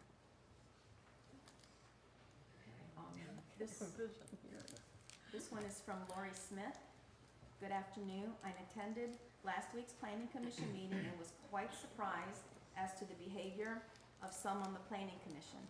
I personally appreciated the insightful questions asked by Ms. D'Amico, as well as the knowledge that she had on the contentious matter that was at hand. She was certainly well prepared, and it was apparent that she did her homework. Others did not seem to share that knowledge and frankly didn't come across as caring about the issue. As a result of the questions that she asked, she was told that she was creating drama.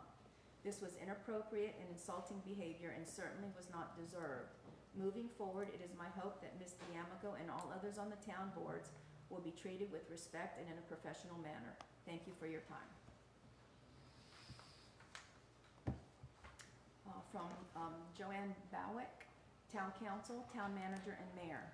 "It's disappointing that Mr. Wells is being asked to resign his position from the Historic Review Board. It appears that there is an issue with how Mr. Wells has navigated his role on this board. It seems hypocritical that just last week during the zoning meeting, there was much inappropriate behavior on display, and it doesn't appear that those individuals involved are being held accountable for their actions. Whether a person is on a volunteer board or an elected official, all need to act respectfully, especially toward each other, especially in a public forum. I agree there needs to be standards established and set for appropriateness. What are those standards? How are they communicated? I completely disagree with the very public forum and manner in which Mr. Wells is being treated and how volunteers in the future will be treated. Perhaps any questionable behavior of a volunteer or staff could and should be handled more privately and professionally.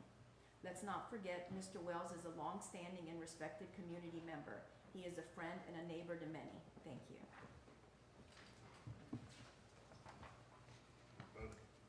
From Liz Jones, Town Council members, I wish I could be present tonight to share my thoughts on the expansion of the coastal precast systems, as I'm afraid my written word will not show the emotion I have behind this matter. Me, my husband, and 3 children, and 2 rascally dogs have called this wonderful town of Cape Charles home for the past 14 years. My husband was born and raised on the Eastern Shore, and we are so incredibly proud to be part of this unique, quirky, loving, and hardworking community. We have watched our sweet town turn from a nobody into a somebody, and we've loved every minute of it. I was literally shocked when I found out that there was a group of people have been petitioning against the expansion of coastal precast systems. For those who know or care to know the history of coastal precast, it once was bayshore and employed so many of our hardworking residents of North Hampton. It was so sad when they closed years ago and to see so many people out of work. When they came back to life as coastal precast a few years ago, we were thrilled.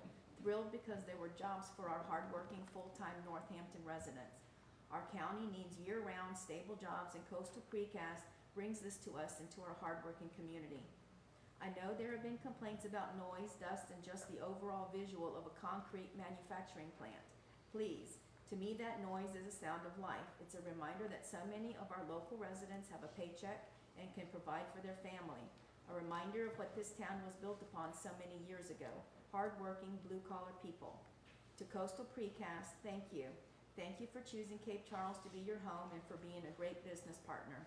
I have done my research and understand that you have been more than willing to accommodate the complaints about noise and have bent over backwards to be good business partners with our community. Members of the Town Council, please don't let the noise be a distraction for what our full-time residents of Northampton County so desperately need. Thank you for hearing me out. Okay, the last one from Will Jones. This is Town Council members. I'm writing this letter in support of coastal precast systems and the jobs it creates for our town and county. My family lives in the historic district and very close to the harbor and coastal precast system plant.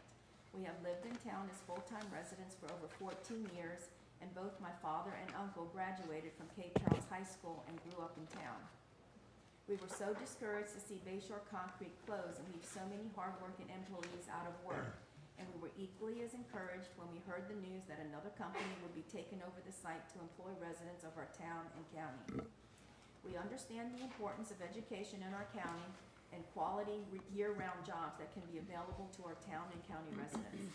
This will help our town and county grow and attract more business and better jobs. Thank you, Ms. Ledney. Great job, Lori. Good thing I charged my phone. Take a break. All right. Item 5, consent agenda. We removed approval of the agenda format, so it's approval of the minutes and approval of the May 31st, 2021 financial report.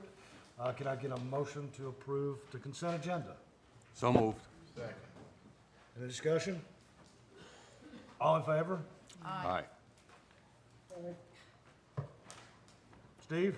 He said aye. He said aye. Oh, you did? Okay. All right. Item 6, unfinished business. Application for zoning ordinance text amendment, section 3.14, general business, light industrial H1. Mr. Hosey? Mr. Mayor, I don't think I need to burden the meeting with any more detail.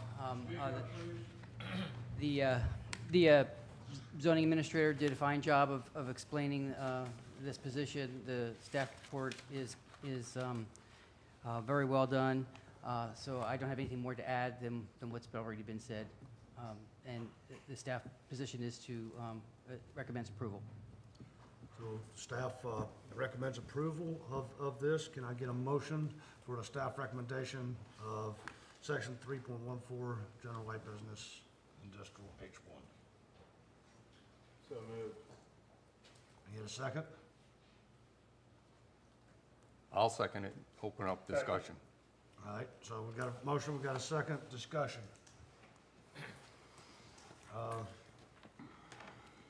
Yeah, let me start, if I Go would. ahead. Since I was on Planning Commission, I'll just flat out tell you, I voted for this to proceed on both matters, the text amendment and the zoning map. And here's the dilemma I kind of struggle with, and heard more tonight. If you look at the process, not so much for the review of this particular application. If you go back, though, the town develops a comprehensive plan. From that comprehensive plan, we get into a development of our ordinances in order to fulfill that. Okay, so here's where I had come down during the Planning Commission. Said, okay, stop the discussion with precast, expansion, and what have you. I said, if somebody came in, according to our ordinance as stated right now, and said they wanted to put a post office or drop off and pick up and mail couriers and parcel services, or somebody coming in and creating a rail and intermodal terminals, including transfer, storage, handling, inspection, and processing, or I'll pick another one, a utility generating plant and transmission facilities using renewable energy sources. And the last one I'd have here is warehousing facilities. No one here would be involved in any of these discussions. These particular people, by right, would submit their site plans and all their information to the zoning administrator, who would then look at it against the impact to all our ordinances, including the trees, okay? So that's where I'm struggling here. If I separate myself from the concrete plants and look at these particular things, we would not be sitting here talking about this at all. You may be totally unhappy once you find out what was going to ensue from these particular plans, if they've met all our other ordinance requirements, and they would just be able to get permission to continue. So that's the way I was looking at it during Planning Commission, and said, okay, so I have to change some wording in order to allow this particular business to be able to use that parcel, and I don't think it's any different or more dramatic or adverse to our situation than any of the other by rights we have listed right now. So that's where I came from during the Planning Commission. Understand that people are upset. They want to see plans ahead of time. They want to get all these reviews done ahead of time. But I can tell you, when you look at any one of these other by rights, no. They submit their plans, and those reviews will take their course and get reviewed accordingly and amended accordingly by town staff and the particular applicant for that particular property. Now, in this particular case, we essentially have Precast over a barrel because they need some wording changes in order to allow them to expand in those particular areas. So in my mind, I came to the conclusion during the Planning Commission that it wasn't so dramatically different from any one of these other types of industries that are going to cut down trees to a certain degree and impact the environment to a certain degree and be located next to the conservatory property of land to a certain degree, that the precast wasn't much different from what I saw as other industry by right. So that's why I had voted for Now, in listening again tonight, one thing that struck me was in this rezoning, we're not requiring the applicant to bring any particular plans to the table in order to have these particular changes made, okay? So that's where I'm saying we're kind of caught, and Precast is really over the barrel because we have the way to say yes or no on these particular zoning changes. But I could see where the applicant could submit plans, whether it's an expansion of their concrete plant services and lay down requirements for whatever they want to do relative to the concrete plant. And they certainly can give us a better idea whether, and again, it's less so on the expansion of their facilities to deal with the renewable energies. Perhaps they don't have enough information. They told us to go after bids. So again, they hadn't thought through, well, if I win the bid, here's what the site would look like. But I could see where we could require or request with this zoning where we need to see plans as to what they're proposing in order to justify the wording changes that we have. So that, until I hear others, will chime in and out. But I'm telling you, I'm on the fence on this, and that's why I came down the way I did in Planning Commission. I'll go next. Good job, Paul. But Can I leave? Can I leave? But seriously though, on a serious note, we as council, we appoint a time manager, we appoint a zoning administrator. We appoint these people to follow the guidelines set forth that we have in place, and that's what we have, is we have a comp plan. It gets updated. It's by law, it gets updated, every 5 years? So every 5 years, it gets updated. Some of you people has not been here for 5 years, so it's in the process of being updated now, and that's where your voice is heard on a lot of these situations. They've reviewed it. The process has been in place. It went through it was properly advertised. It was properly, the public hearing was set. The Planning Commission voted it up to us, and here we are. I understand frustrations, and I know the next step, a lot of these concerns I've heard, a lot of the emails I've got, a lot of that's the permit process. It's not this process. It's when they go cutting down trees, when they go apply to do construction or build anything on that, they got to apply for a permit. So it's not this step. And so I'm really not on the fence. Let's say Paul might be, but I'm not. So that's what I've got to say. Councilman Fulmer? I think I can guarantee to make absolutely nobody happy. Speak up, Andrew. Okay. I think my position will make nobody happy. First, I think we need to defer this discussion, this vote for 30 days. I think there's a lot of misinformation that needs to be cleared up, and I think that's clouding some of the issues. I think there's misinformation that I've seen spread on both sides of the issue, and I think constructively we need people to engage in a process with an open mind. I applaud those who have taken the more middle road tonight and said, let's take time to think about it. But I've also heard a lot of people entrenched in positions on one side or the other in a way that does not seem particularly open to listening, especially since there's so much misinformation.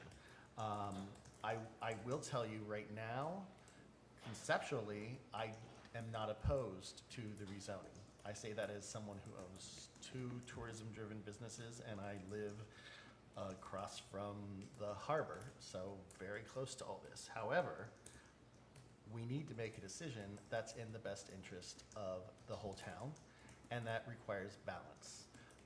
So I don't think we're there yet.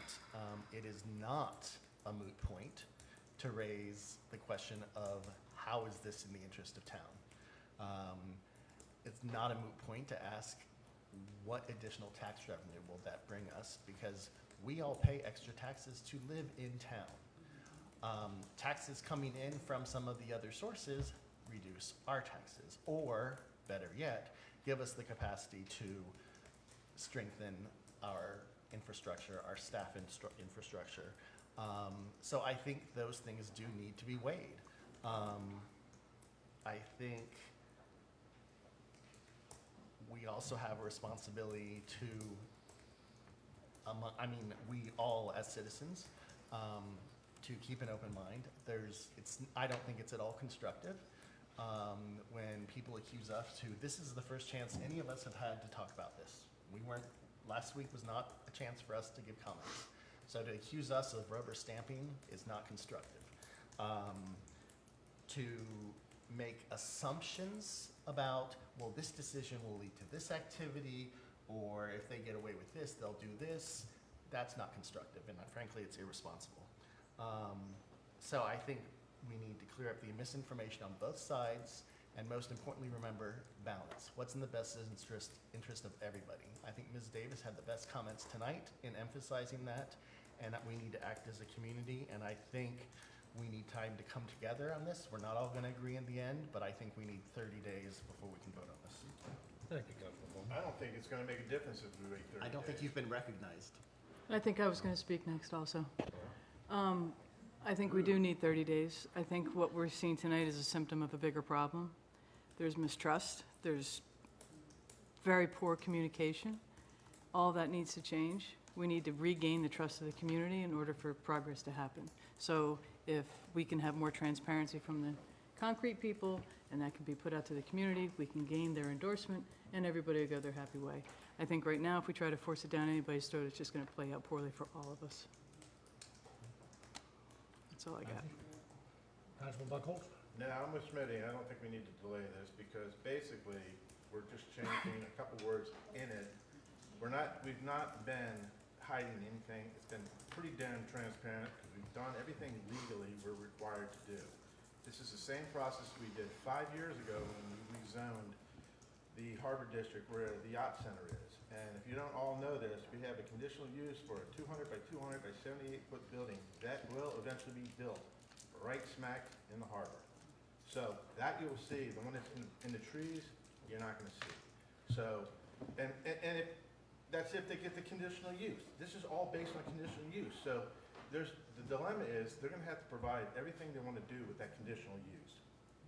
Two, the only other thing they're taking down is actually adding a laydown storage area, which Paul already alluded to, that's already basically in there from other aspects of it along the whole zoning. So I really don't see why we need to delay this, because it's going to be the same result anyway in 30 days. Nothing's going to change. It's the same aspect we're trying to do. We're trying to keep jobs coming in here. We're trying to basically keep a 12-month cycle into this town, into the region. You know, hospitality is great, but you only generate so much revenue from that. You know, you got 3 months out of the year that no one's working. That's not good. So, you know, having long-term jobs is a way better thing. It promotes, you know, regional growth, not just in town. You know, they come to the restaurants, they come to the stores, they're gonna spend money here. They have over the years. Excuse me, excuse me 1 second. It's our turn to talk. The concrete plant's been here for 60 years, except for maybe a 2.5-year stint. I moved here in 2004 to Bayshore Concrete, was 100 times louder. Never had a dust problem ever. I still don't see a dust problem. We've done wind studies and title for the harbor over years. What was it, about 4 years ago, 5 years ago, when we were building the breakwaters. We did wind studies. The wind doesn't blow into towns from due south. It does not do it. I've lived here almost 20 years. Believe me, I know Never it. changes, right? Never changes. So, excuse me, I'm talking. So anyway, that's my 2 cents on this whole matter. One clarification I want to ask of Andy, though. You said a conditional use permit For the, if they get it, for the building. for the building only. Correct. Everything else would be by right, other than the building. I just want to make sure that's Just like clear. right now, by right, they can go take everything down on that 80-acre parcels except for 8 and put a gravel driveway. Right, for the whole that's right. thing. I just want to Right clarify. there. I just want to clarify. And that's by right. So these guys are trying to be good neighbors, generate jobs for the local environment, have green jobs coming in here. It's kind of an oxymoron to take trees down to get a green job. You know, you gotta look at the big picture. It's not just this one isolated thing. If tourism goes away, what do we got to fall back on? Nothing. These guys are gonna help generate jobs to keep the balance. If you ever run a business, you have to be diversified in order to exist. If you're not diversified, you know, you're gonna fail. So, you know, diversification is great, and town needs to be diversified, because all our eggs right now seem to be in tourism for the last 5 to 8 years. Other than that, the last 100 years was industrial. So look what happened. Industrial went down the tubes, and that went up. So now we gotta have a balance. We gotta learn how to live together. All of us, from coastal precast to historic town to Bay Creek. We gotta learn to live together or work together. That's how this community's always done it. That's why I came here, because we've always worked together. All of a sudden, we get a new crop of people coming in here, and they want to change everything and do it one way. It's just not right. I'm done. Councilwoman Holloway. Thank you. I think our citizens have said they also want it done right, and they have the right to state their concerns. And I think one of the reasons I certainly am in this seat is because I made the commitment to the constituents to hear them. I'm not going to always agree. I think we all know that, and I'm going to try to find out the most information. I've done a lot of work on this behind the scenes with a lot of different people. Chesapeake Bay Foundation, the town manager, zoning, you know, the concrete company. I think you have to do your homework. And I don't feel like I still have enough information to move forward. But most importantly, I was so disappointed last week. And I'll disclose, my husband's on the Planning Commission. And when he came home, I had only been gone 1 hour from the meeting. I've never been in more shock because of what we heard that last Tuesday. And I didn't feel like our residents were acknowledged. There's a lot to be said for just being acknowledged. It doesn't mean it's right or wrong. I lean in Andrew's direction in that I think that this is, if we have the most information and we can study it more, that we can make this work. Many of you may think because I own a bed and breakfast that I'm Main Street, that I'm all tourism, tourism, tourism. That's not the case. I respect our comprehensive plan. And I think industry is very, very important. I think a balance of our economy is critical. And I don't think people really disagree with that. I don't think anybody who even is saying, don't cut the trees down, believes that. So we shouldn't put people in boxes, and we should really look at this. Whether we feel or not that the process was due and it went well, the reality is there's quite a few people who have questions and want to know more. I'll highlight just a few of mine because it's what kind of keeps me up at night, and it's the unknown. I would like to have a more concrete understanding of what really is going to be built there. And I understand that permitting comes later. I've learned that. But one of the biggest things for me is, okay, is there going to be a road that goes from the already current general business light, the 90A, 1A, that goes through this newly zoned harbor area over the wetlands? Is there going to be a road that goes through that? And yes, I know they have to go through the permitting to get that, but I want to know what's the proposal for that? And they're going to have to do all their due diligence. We're not the people to say that. There's a lot of different hoops that they have to jump through, but I don't feel like I have clear understanding. And I feel like making this decision gives the floodgates to do that. I understand, and I speak for some of you here, there's a feeling of distrust. There's also a feeling of great support and encouragement to coastal precast. But one of the distrust areas comes from the clear cutting. over by the preserve. And I think we all have the right to know a little bit more about what was required there. And I know that's what's making you guys go, well, what if that happened? Well, who's to say it won't happen here? I can understand that.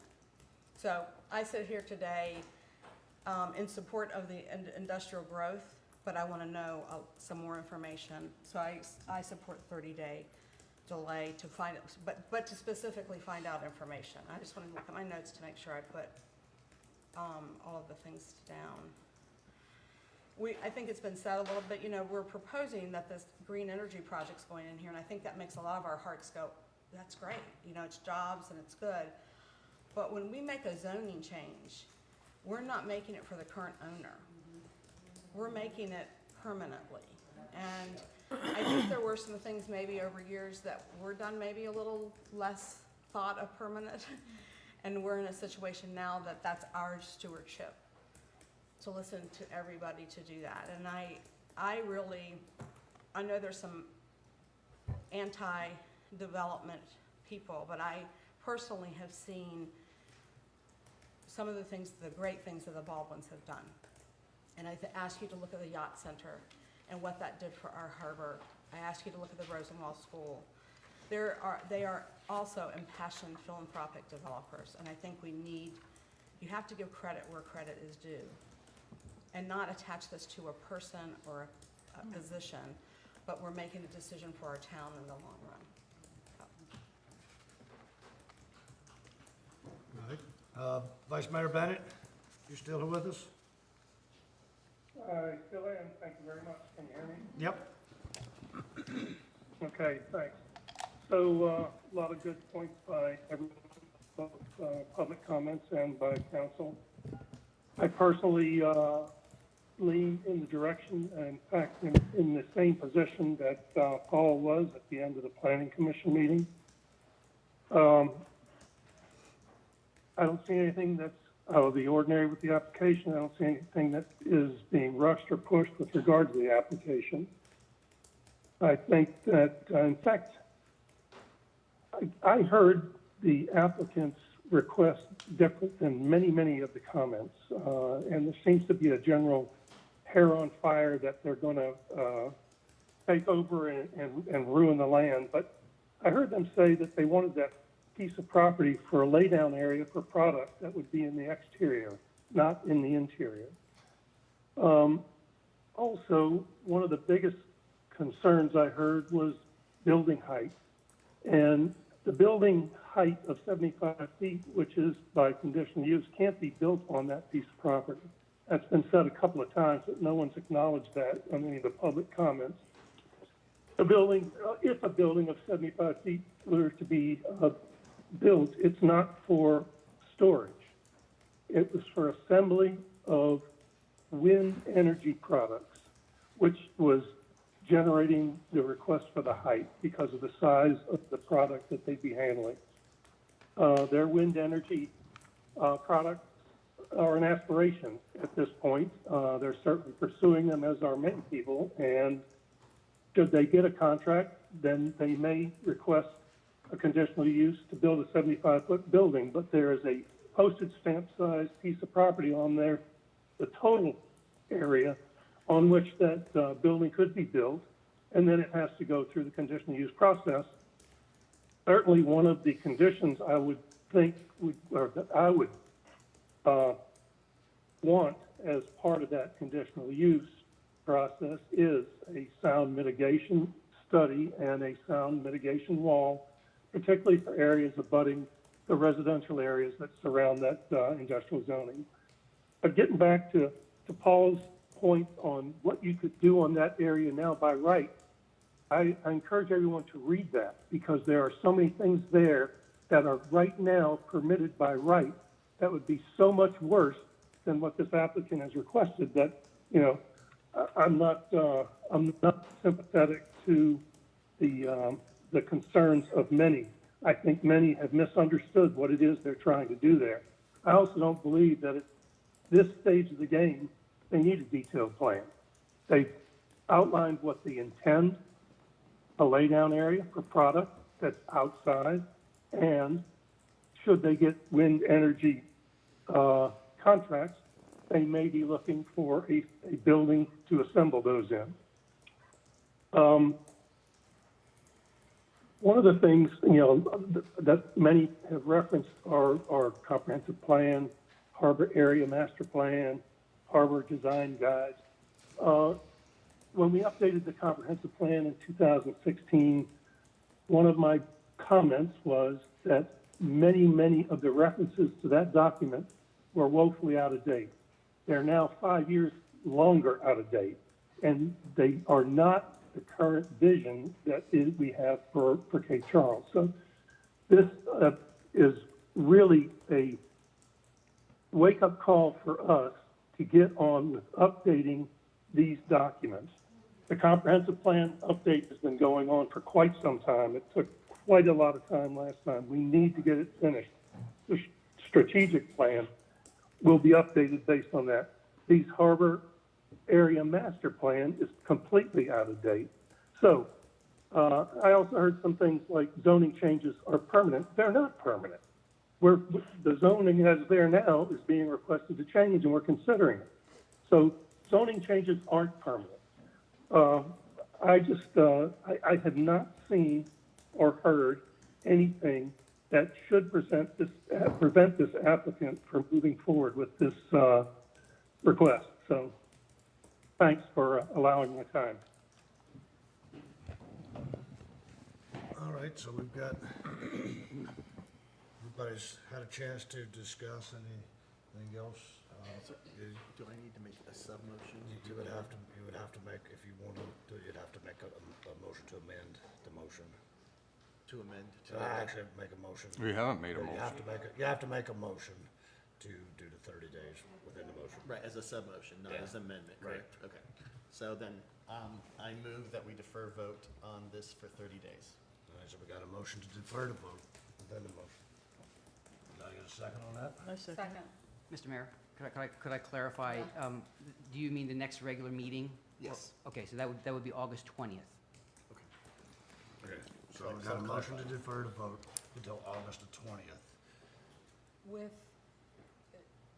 I think we need Yeah, specifics. no, ideally, I would like to, in that time, but in consultation with staff, see an opportunity for a public forum led by town.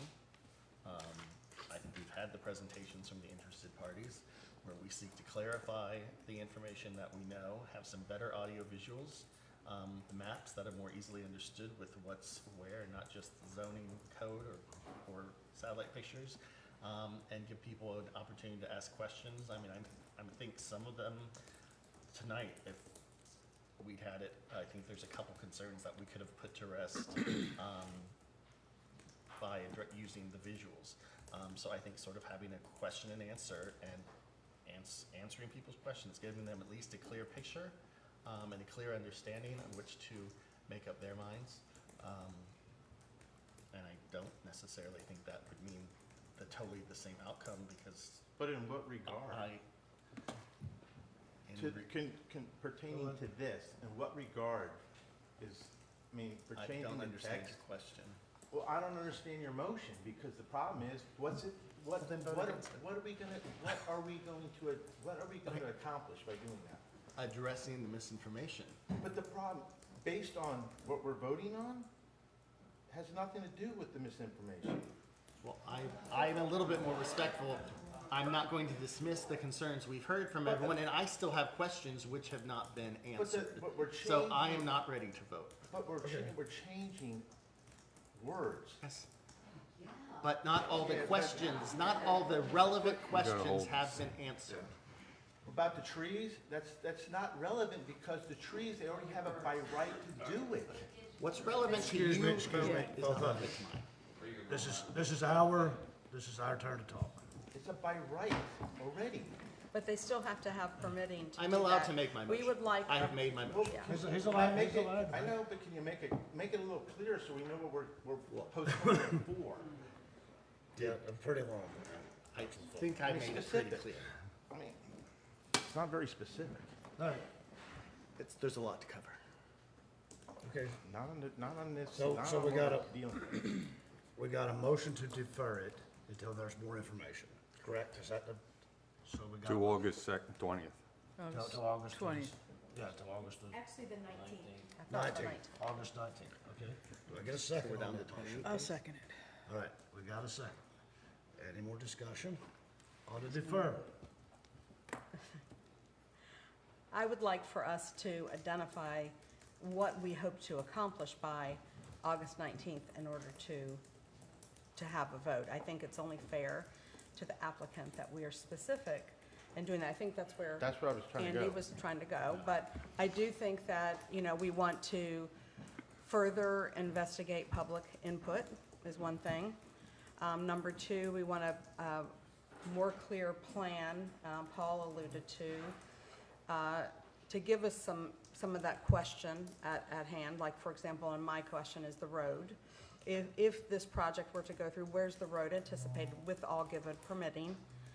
And I think we owe it to our public to know, to put in writing what permitting is required. I know it says it deep inside everything, but I think people need to know, what does it mean? Because we're talking a lot about 90A, 1A, that's already by right, the things that they can do. We're not talking about the one that I think is most concerning to people in some ways, is the harbor to be converted to general district light, and that's where the wetlands are, and we just want to know what those specific things are. So those No, are three exactly. things that Around the I wetlands think, in particular, a lot of people raised, Right. I agree. I don't know if there's more, but those are at least three things we want to accomplish. And maybe an idea that the wages of the jobs, the rankings of the jobs. That's irrelevant. where to- That's irrelevant. But it might answer some, That's irrelevant. That has nothing to do with this particular instance we're working on. We're drifting outside of what we're dealing with is a small thing.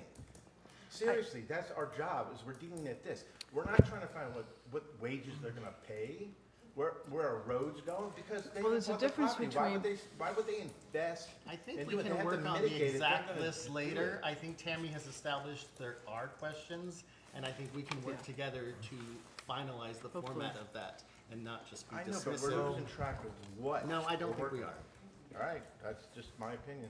Yes, it is. Call for the question. That means time to vote. So, well, I just want to answer one of your questions, Okay. Tammy. But just, the state just spent millions of dollars on an access road that goes right by it. Oh, Goes right I know into- that, So that also, it's just, but that's not what we were told last week, that road would be used to transport. If that's the case, then that's a good answer, but that's not what we were told last week. So I would want to know. That's a question. Because I've asked okay. if that's the road, because we did spend quite a bit and we worked hard together, all organizations, but which would be the perfect place for things to be transported, not across the wetlands. So if that can be clarified, then, Well, they clarified the wetlands, they're gonna move the wetlands down over to Fuji, mitigate what's over there and use it for laydown. That was discussed in the planning commission. I don't know if you were there because they That's a whole discussed nother, that's a whole nother permit process. Correct, Yes. that has nothing. That has nothing to do with that. And it has nothing to do with this. And the 75-foot building right now, alluding to what Steve talked to, that can only go in the 80-acre parcel.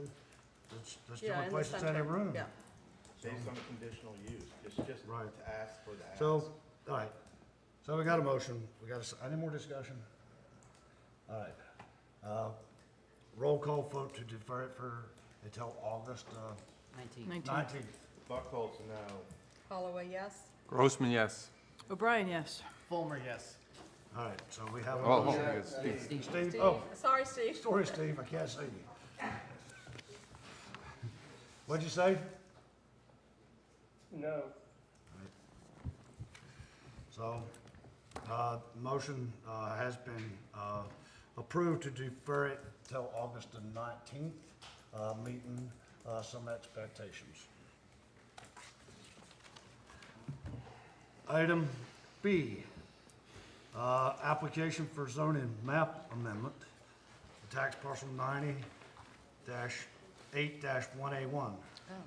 I don't think that's, excuse me? May I interrupt? Yes. The motion table an amendment. I thought we just voted on the amendment. Well, we didn't have, they made a motion within a motion to defer it for 30 days. Oh, Well, can we get Libby to clarify what we, because I thought there was a Do I, motion. do we, There is a motion on the table, and you have the sub-motion to take care of that. You still need to take care of the original motion. No, no, Or the, somebody you know, the needs to original, the withdraw. original motion has Somebody been can withdraw. deferred Yeah. till the August 19th meeting. It's a sub-motion, it's a sub-motion of the original motion. Right. The original motion is still on the floor, but you have deferred action on that until August 19th.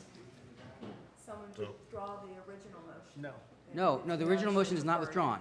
The original motion is still in play. You're just not going to vote on it until August 19th. I'm 100% sure this next one. That's right. Goes Well, along with the same that- way. Goes the same way. Yeah, so So I move all to right, so defer. we're gonna vote on the first motion, Mayor. I would like to have a comment, to ask someone, and I'm not sure who someone is, to come up with what it is we plan to do to, dispel these misconceptions, have this additional public hearing, who's going to define what that is, so that we will be able to assuage our feelings and everybody in the boat row. And that is what we talked about doing. yeah, but who's going to do it? All right, John raised his hand. Tammy and I Yeah. will be working with you on that. Yeah, yes, I will seek input from each of you individually and put something together. Okay. Did you hear that, Vice Mayor Bennett? I did. Would the clerk restate the original motion, please? I couldn't hear what he said. Restate the original motion. The original motion?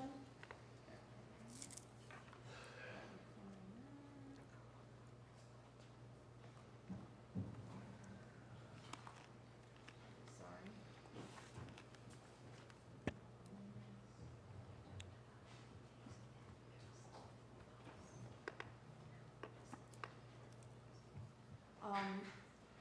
Andy Buckholt, Councilman Buckholt says that, for town council to accept the recommendation of the planning commission and to approve the zoning text amendments to section 3.14B, section 3.14C2, and section 3.14F, all items under this section which are further detailed in the document entitled Proposed Zoning Text Amendments for public hearing on July 13th. And, Thank you. Councilman Grossman seconded.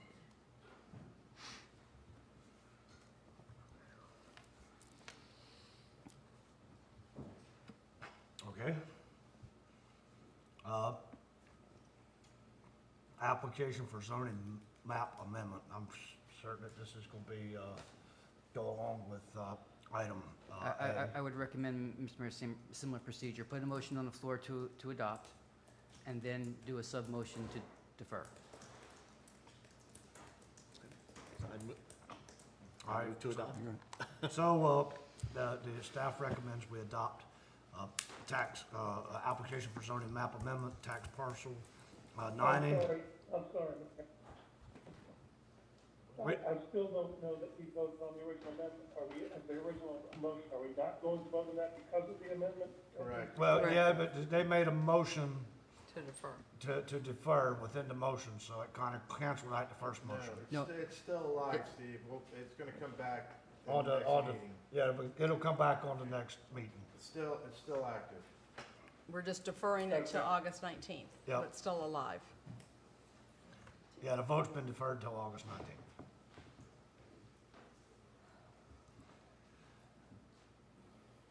So moved. Thank you. Second? All right, so I move that we defer voting on this as well until August 19th. Yeah. Everybody second that? Second. Roll call vote? Buckholz, no. Holloway, yes? Grossman, yes? O'Brien, yes. Fulver, yes. Bennett, no. Okay. New business. Can we do you think we could take a quick Yeah, Yeah, let's recess for 10 minutes. that would be great.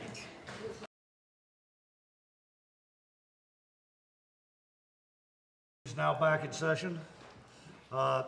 Next item up for business is new business. Removal of Ed Wells from the Historic District Review Board. So, Mr. Mayor, if I may, this is a difficult topic to discuss, but I guess what I would like to explain is that a situation like this is very similar to any personnel matter. It's something that is not generally discussed in public, and when the council had concerns, the council requested an executive session to discuss this. We were very discreet in how we labeled that executive session. As a result of that executive session, I was directed to put this on the agenda. We are required to be specific. The public deserves to know what action you are contemplating. We had to put Mr. Wells' name on the agenda. We had to say what the action it was that you were contemplating doing. The public deserves to know that. So we were not being indiscreet. We were required to do that. If you look at the staff report, it is minimalistic because, again, these are, it's a personnel matter for all practical purposes, and we do not wish to impugn the reputation of Mr. Wells anywhere than is, you know. And there were efforts to keep it from getting to this point. Correct.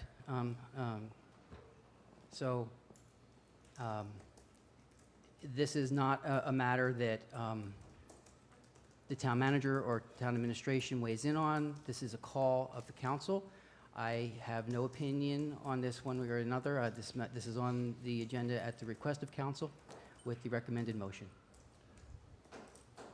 So can I get a motion for item A? So moved. What is the motion? Okay, I move for, let me get the reasons over. I move for the removal of Ed Wells from the Historic District Review Board effective immediately.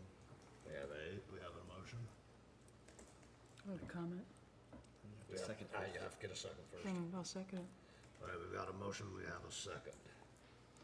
Discussion. If there is any. Well, I'd certainly like to know the reason stated for the record as to why that is being proposed, because then I'd like to rebut it.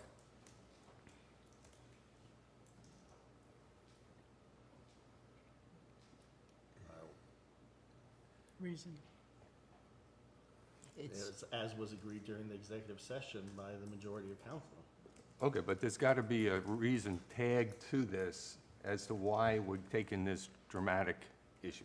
The reason that I described in the email to Mr. Wells was his demeanor during certain meetings. Okay, Can you that's, speak into the mic clearly? The reason, through email that I described to Mr. Wells was demeanor during certain meetings. To what? I'm sorry, you keep turning your head. Demeanor during certain meetings. With specific, the mayor gave specific examples and timestamps as to what he was referring to. I was never given a chance to rebut any of this. So, Mr. Wells, this is our time to talk. So I understand your frustration, but this is not, you all had your chance to speak, this is our chance to speak. If you can't honor that, I'll have an officer remove you. all right, so with that reasoning, here's where I'm coming from, which I don't support the motion.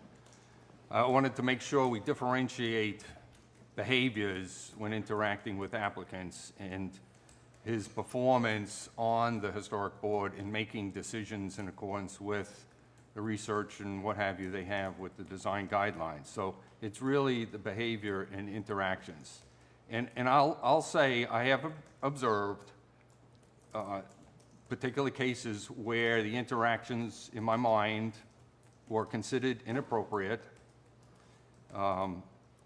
However, I don't agree with the actions being taken or proposed. This is too drastic and inappropriate in my mind. There are occasions that I had witnessed with regards to the behavior of interactions with the applicants.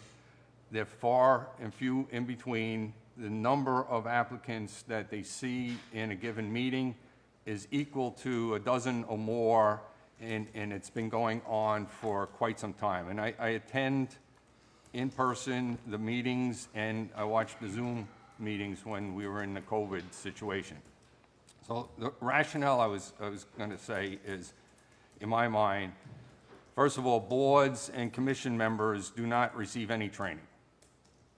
In particular, chairs and vice chairs do not receive any specific training or sets of expectations. We'll be talking about our code of ethics and meeting rules, which is a good document. But again, was it ever signed by any one of us, no less any of the boards? I don't recall signing anything in my case. Normally, we don't have a procedure on removal. All right, so there's not something I can go to in our town personnel files on the removals. So I just look at what a normal performance review or dealing with behaviors or even competencies in job performance. And typically, you'll have verbal feedback by the supervisor resetting expectations. And there's got to be an acknowledgement of, yeah, I'm there. You monitor performance change. If not, then seeing something after a period of time, you go into the written warning with set of specific steps to remediate the deficiency. And it has, again, be agreed to by the particular person. You monitor change, and then you take final action up until including termination is typically the language. So I'm looking at where was the feedback given, whether it's through town staff or even the town council or the mayor relative to the inappropriate behaviors. I attended the meetings. I've seen behaviors. I never stepped forward and said, hey, that is inappropriate, okay? I'm part of the public in the back, but I do go up after the meetings and debrief, especially with this board, but more specifically along the lines of decisions made relative to the design guidelines and what have you. And where they stray into zoning space and pull them back into, hey, leave that to the zoning administrator, which they have now discussed and nailed down with our zoning administrator, so that goes pretty smoothly. So again, we haven't followed this. I don't have any guidelines or procedures for removal.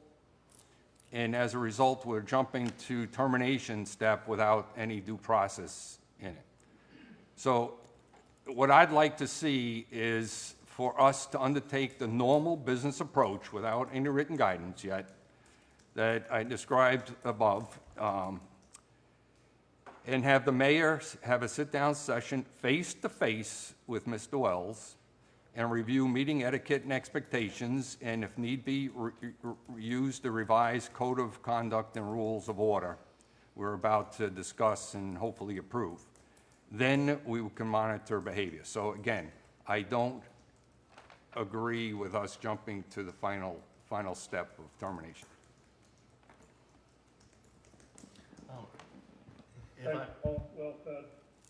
If I may, as I raised during the executive session, what you were talking about is more applicable under employee law. And this, such an appointment generally, and we need to fix it so we don't find ourselves in this situation again, is generally that appointees serve at the pleasure of the council because they are tasked with executing the decisions made by the council, not with trying to overrule or undermine them. So when someone has made publicly clear that they are unable to support those decisions and direction, generally they would remove themselves. That having been publicly the case is all I'm commenting on, but that was not the only issues discussed.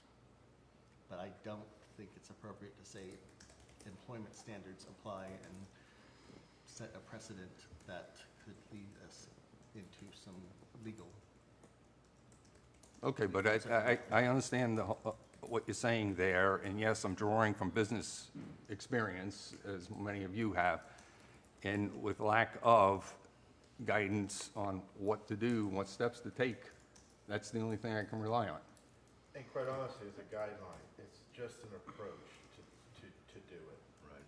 That's all. It's not from a legal standpoint, from like an employee, but it's a guideline.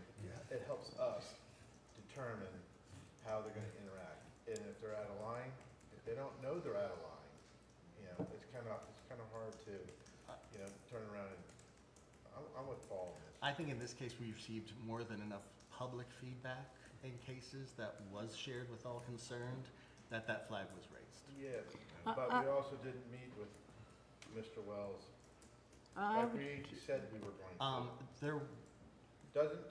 Did you meet with him or not? There were attempts made to meet with him. They were Exactly. stalled initially because the forms offered were not suitable to Mr. Wells, and by the time it was made clear to him, everyone's schedules could not align. I mean, Well, if I'm you're not- proposing we go into the details of the executive session, I don't agree with that because, we're on council, we have to I make time to do stuff that I don't like to do if I don't have time. I'm busy and I will stop what I'm doing if I'm dealing Well- with a council issue, Well- period. That's just, it's my job. That's how I look at it. it wasn't my schedule that was the problem. Councilwoman O'Brien. I think my view of this entire situation in the last week has turned on its head. Because I think that we've all seen behaviors from various boards that are really not our best version of ourselves. And I think it's up to us to lead in a way that's empathetic and shows compassion and encourages volunteerism from the community, and not something that's going to be perceived as a witch hunt or a personality clash. So we can and should do better. I don't think Mr. Wells should be removed. I think we should support him and try to help him to do better. He's working without headlights on guidelines that aren't what we want him to use. We try to change language. We try to do all these things to make them fit. I know that some of his behavior was probably not the best. I'm not my best every single day either. And if someone wants to take me off this board, then they can. But we should not, just because he's a volunteer versus an appointed official, shouldn't make a difference. It's how we interact with each other as humans. And I can no longer, and maybe last week was a blessing in disguise. I can't support removing him. Well, I would like to add to, I think everywhere in the Commonwealth of Virginia, there are steps and processes.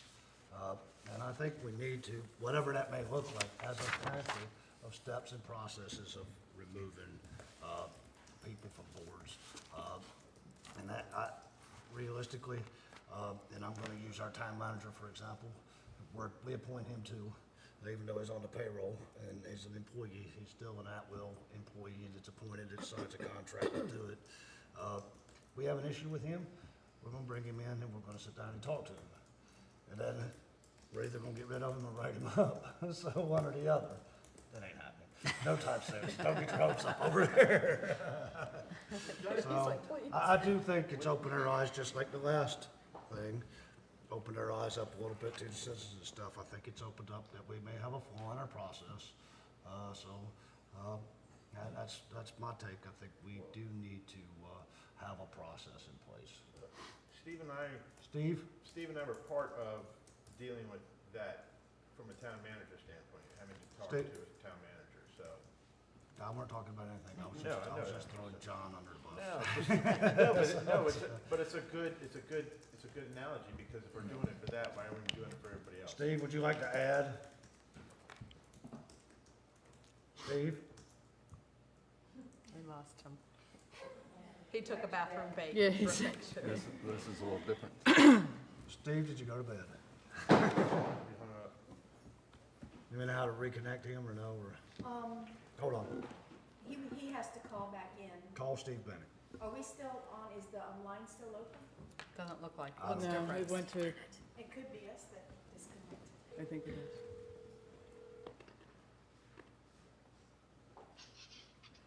Did you go to bed? You're on speaker.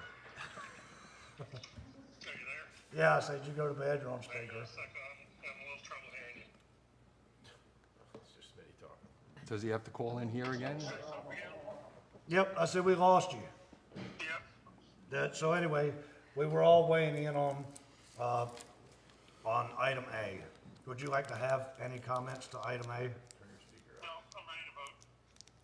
Okay. Am I dialed back in, or am I just talking to you? You're just, I called you on my cell phone. Okay, well, I'm gonna dial back in, but, All right. Yeah, because people can't hear me.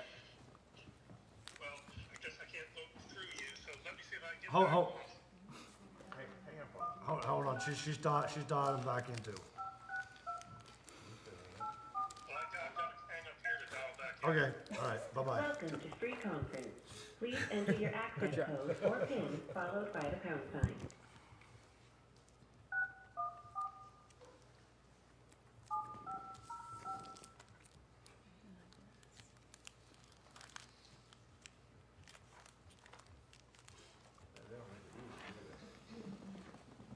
They must have timed out. After the tone, please record your name to be announced to other callers in the call. Then press the pound sign to enter the conference. Town council? You will now enter the conference. This should be okay. Steve Bennett. Has joined. You there, Steve? Yeah, I'm here. Can you hear me? Yeah, we got you now. Okay, thanks. I don't have any statements to make. I'm ready to vote. Were you able to hear what everybody else was, or did you go away? I did. I dropped off, right after Ellen finished talking. Okay. That's pretty much it. All right, so, I have I miss you. You did, that's okay. I was waiting hate all this patiently. stuff. You know me, I wouldn't let it go. But, I'm embarrassed for us to be in this position because I feel badly for Mr. Wells. I think it is very hard to be a public servant of any sort as a volunteer. I think I am one of the ones that I do think style and approach and representing us as a town is important, and I have concerns in that area. And when we initially talked about it, I was in what Paul is talking about. I feel like there should be due process for someone. We didn't have something set up in our system to handle it that way. You know, our commissions say you have to do this and this and this, but it's not right. You know, and a person deserves the right to sit down with, these are the things, these are the examples, and this is what we want to change. Can you change that? Or, you know, so I feel like we've gotten ahead of that process. I know that there were attempts to come to that, but I don't know how much of the specifics were shared with Mr. Wells, and I think that's only fair. We are all doing our best in everything that we can do, but I think sometimes we're not aware of our mirror image, and I think that we can all grow kind of from that. And like Ellen said, the last week has helped us to really highlight that. Any more discussion? We got a motion to remove Ed Wells. All in favor? All opposed? Aye. Aye. No. Well, that's, Aye to not, what's your no? Delay, he had the delay. All right, so, Not to remove. all right, so, Mr. Wells has not been removed from the Historic District Review Board. now, just as a follow-up, can we have a conversation between you and he to Yes. reset the expectations for that position? I will call you tomorrow, Mr. Wells. So thank you very much.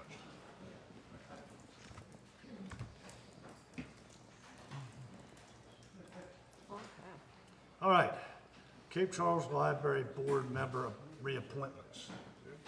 So hopefully, this one is fairly easy. This is for. You guys are all leaving us? Really? Good night. So, Mr. Mayor, this is a, Ms. Diane Davis and Ms. Karen Mahaffey to the library board. Second. Motion and a second. Any discussion? All in favor? Aye. Aye. Thanking them for their Yeah, service. thank you, is right. Yep, thank you. Updates to Cape Charles guidelines for citizens' participation. You think everybody would still be here for this one? Right. Mr. Mayor, you have on your desk in front of you a substitute version of what was put in the packet. We apologize. There was one section that was inadvertently omitted. It was on the last page, page 3, entitled Applicability. Essentially, what that section does is extend these procedures to all boards and commissions, not just town council. So I apologize. That was in the original one, but somehow it didn't get put into the packet. So other than that, and Steve, I apologize that you don't have it in front of you, but again, the section called applicability states, while these guidelines reference the town council specifically, they shall also apply to all town boards, commissions, and committees as appropriate. That's the only change from what you have, Steve. Other than that, this is an existing, we have an existing guideline for this that was last approved in 2013. The substantive changes, you can see all the changes in red.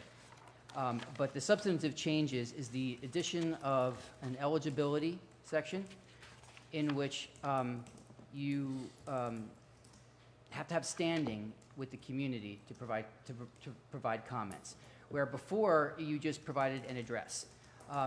Now you have to have some sort of standing, and standing is defined as you can be a full-time resident, you can be a property owner, you can be a business owner, you can also represent a state, federal, or county agency serving Cape Charles, that sort of thing. So in the future, when someone speaks, instead of asking for your name and address, you would ask for name and standing.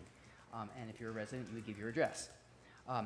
So that's the one substantive change from what we had before. The other is to try and make equitable comments from people who are here in person and people who provide written comments. Currently, people who stay home and just provide written comments have an unfair advantage. People come here, they take their time out of their day to come here and speak before you, and they get cut off after 3 minutes, and that's all that gets put in the record. But if someone sends in a written comment, they too, the clerk stops reading at 3 minutes, but the entire comment gets put into the record, and that's not fair. So what this would do is it would limit all comments to 3 minutes, written or verbal. So it would encourage people to be, concise. But 3 minutes is a reasonable period of time to be able to state a comment. So, Well, just as a clarification there, though, if I send in something that's going to take 5 minutes, the expectation is she's going to get cut off after 3, but then does she wipe all the balance and add it to the record? correct. She only puts into the record where Okay. she stops reading. Okay, all right, that's And what it and we is. need to do the same for when speakers Correct. provide their written comments after they were cut off. Correct, and that's all people Just hear. because it didn't say that in there. It was, that was a Well- little. Well, yeah. but the only thing about that is when all those, even if they come in and they hand in written comments, it still, it all gets put in the minutes, the whole thing. even Right, though but they she's, just cut off- No, he's saying no. No, I know, but all right, but I'm just saying before, if somebody comes in and doesn't hand in a written thing, they get cut off at 3 and they don't have anything to give. But most people come in, already have it written out and are reading from it. And then once they She'll stop. have to mark it where it's So you're correct. You are correct that if a person comes here in person and they have it in writing and they give it to the clerk, the entire written statement does get entered into the record. But not everybody does that. And in fact, I don't think most people do. I think most people do not hand the clerk the written statement. So most people who come here to speak get cut off after 3 minutes. This would just make it consistent for everybody and ask that everybody be concise in their comments. So those are the two substantive changes. You can see the other minor changes. and staff would recommend approval. All right, we got a staff recommendation of approval. Updates to the Keep Charles guidelines for citizen participation. First we have to move before we discuss. All right, I move for adoption of. Second. Got it. Okay. Got a motion second, discussion, Mr. Fulmer? I would just propose adding, because the issue came up tonight, that comments need to come directly from the sender. I was alerted, we had a case tonight where an email was forwarded that the original sender had not given permission for or intended for it to be read into the record. So it needs to come directly from the person, the signatory, not be forwarded. And we had one that was We had 3 of them. arbitrary, right? So that wouldn't be entered into the record. But the ones that were read tonight were all entered into the record, and Tonight, yeah. some without the author's permission. Right. Okay. But the one from the lawyer, would that have been, would he have standing? Yeah, because He was here. He was here. He would have had to say who he was No, representing. no, I think Steve's But referring to. I was talking about written comments, Right, Steve. one of those was a lawyer, and, That was a written comment from yes. the lawyer. That was one of the two that I think that you're referring to. He was and- showing an organization that we would accept comments from. Right. Yeah, yes. So again, if it's a state, local, federal, county organization that serves Cape Charles, we would accept that. Yeah, but not forwarded. But your point is that we should have received it directly. Yeah. Right. Forwarded comments should not be accepted. Yeah, because they don't have permission. I mean, we don't know. Big bingo. I mean, we don't Unless they know. have permission. Well, we don't know that. What if they say in the body of their email, please No. forward this on, then, Well, if it said that, yeah. yeah. If they say it in theirs, yeah. If it's in the body of email, then I'd say it's acceptable, but if it's not. So I would propose on page 2, under the section speaking, there would be another bullet that would say,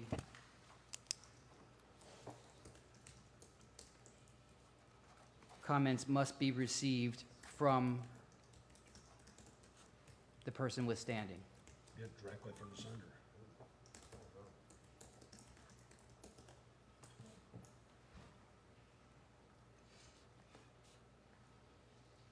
Because with those comments tonight, I mean, the person that said it had the ability to say, could you forward this on to the clerk? So it can be read into the minutes. And then the sender of both of those comments could have sent it directly to the clerk as well, or to copy the clerk. But what you're saying, we wouldn't accept that under this situation. Even if they asked someone else to forward it, we wouldn't accept it then, No, right? I'm just saying, if you sent me an email reaching out for me to comment on something, and I reply back to you, you would reply back to me and say, would you mind forwarding it to the clerk or sending it to the clerk? Right. So, No, the email should go back, please send this to the clerk. I Right. can't forward it. Yeah, let's just make it universal. It has to come directly, regardless of whether it says it in the body. Right. It needs to come from the signatory, Especially period. when it was read anyway, because it was addressed and read Yeah. like it was to that person who Correct. forwarded it. It wasn't, Yeah. it Keep it wasn't simple. directly sent to us. right. It was a rebuttal to her question. So I'm just adding a very simple bullet that says, comments must come directly from the speaker. Yep. So could I get a motion to amend? So moved. Second. All in favor of the motion to amend? All right. Opposed? Okay. So we come back to the first motion to Yeah, accept. so now we're back to the first. Any more discussion? A couple of things on the first one, if you don't mind, Oh, absolutely. on the original motion. So John, you probably said it, but unfortunately I might not have heard it, but what is it that now requires standing? Standing right now is defined as a full-time resident, property owners. I know what it is. Oh. I know what it is, but what is requiring us to require someone to have standing? There is to speak at a no meeting. requirement other than that's what council is establishing. No, but we're saying it's a requirement to speak, To speak. is what we're proposing. That's what he's asking. He's asking why are we establishing standards? Oh, I thought he said, what are we Why asking are, for? Why are? it's not required by some statute. Why are we now requiring it? Well, I'll give you, for instance, the guys from Coastal thought they couldn't talk because they weren't residents of Cape Charles. But they're business owners of But Cape this Charles. wasn't in place then. No, I'm So saying- that's no, that's like what a I'm saying. preparation issue.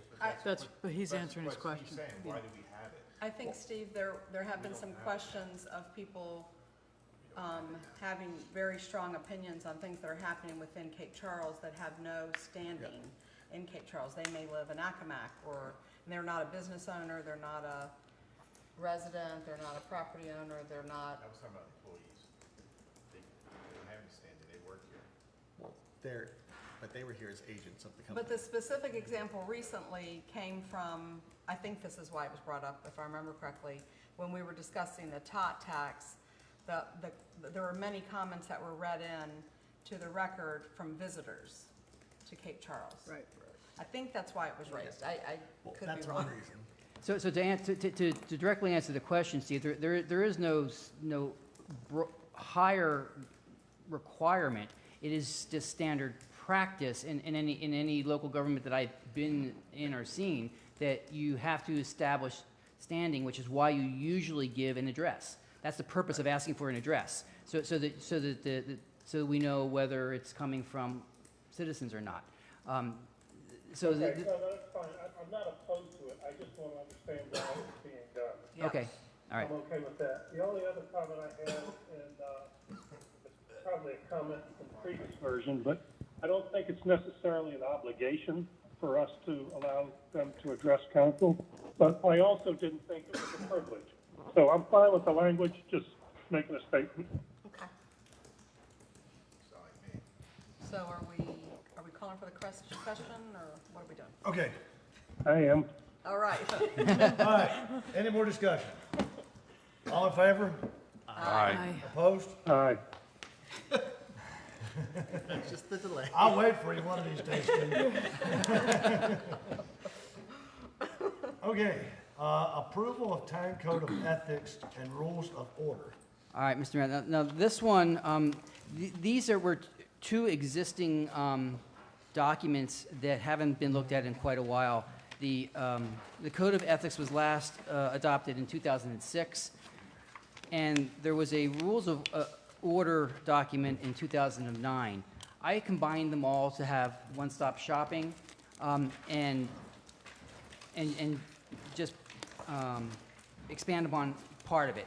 The majority of it, the vast majority of this is other than minor wording changes or grammar and a lot of formatting, the majority of this is the same as it was in 2006 and 2009. By exception, the things that have changed, I pulled out on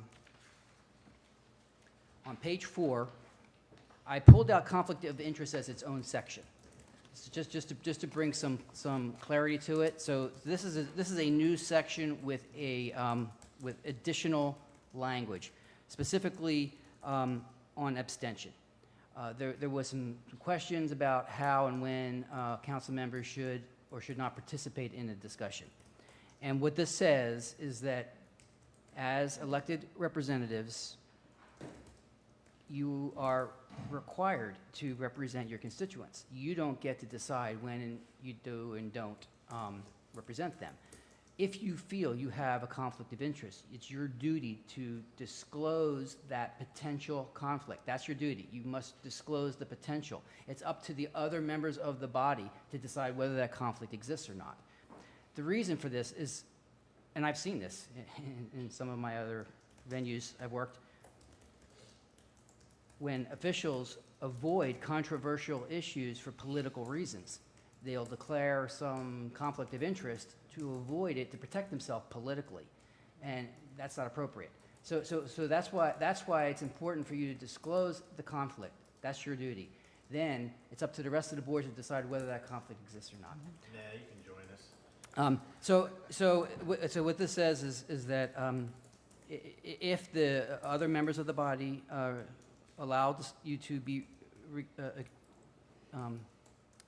excused, then you cannot participate in any of the discussion or the vote.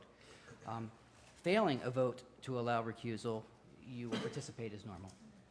Then the other portion was on third-party representation. Now, the majority of this is very blatant, representation, third-party interest. But it's really the last sentence that is kind of the most meaningful one, or the one that comes up a lot. Is just having an association with another community-based group does not mean you have a conflict of interest.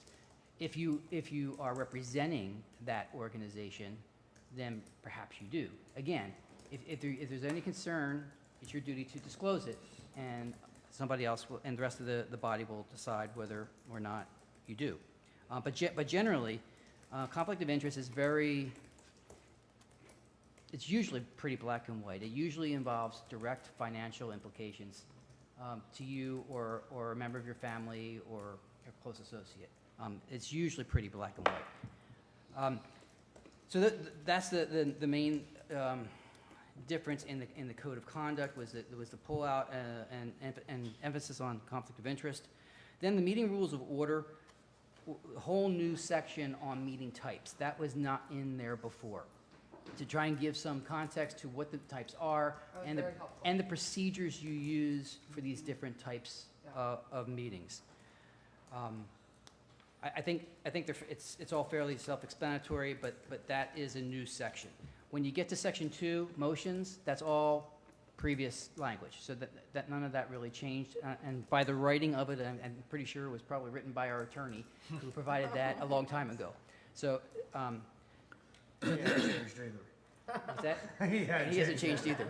And then the only last thing that I added was the acknowledgement section on the last page, so that we have a record of all bodies. And this does not just apply to the council. This applies to all boards and commissions to get this, to read it, to understand it, and to sign it, and it's up to the clerk to maintain it.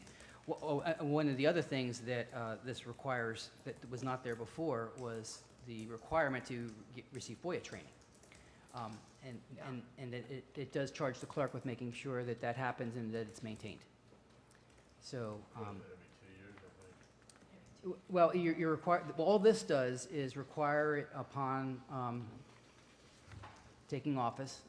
When you have to have it upon taking office, and then this leaves it to just say refreshers. I didn't want to get micromanaging it into this, but so those were the changes, and I think it's time for this to be reviewed and updated, and I recommend approval. Okay, we got a staff. Make a motion, we approve the Town of Cape Charles Code of Conduct and Rules of Order. Second. You were quick on that one, Steve. Yeah. I started talking a minute ago. Yeah. That's good. Any discussion? All in favor? Aye. Thank you, John, for that work. Opposed? Yeah, thank you very much. Okay, item E, Boating Infrastructure Grant Program Resolution. This is just a minor housekeeping item. We have routinely received grants with federal money. The boating infrastructure grant is one of them. We recently conducted some projects at the harbor with that. They have in the past been more lax with us declaring that we would follow the rules. After some audits, they have decided we need to actually pass a resolution saying we'll follow the rules, and that's all this is. So this is just a housekeeping item, and I recommend approval. I'll make a motion that we adopt Resolution 2021-0722 Alpha. Second. We got a motion, we got a second. I'll second it. Any discussion?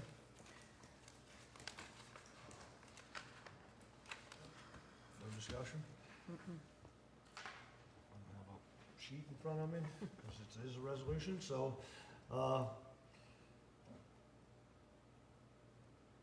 I move for adoption of resolution, what was that resolution again? I can't pull it up. 20210. There it is.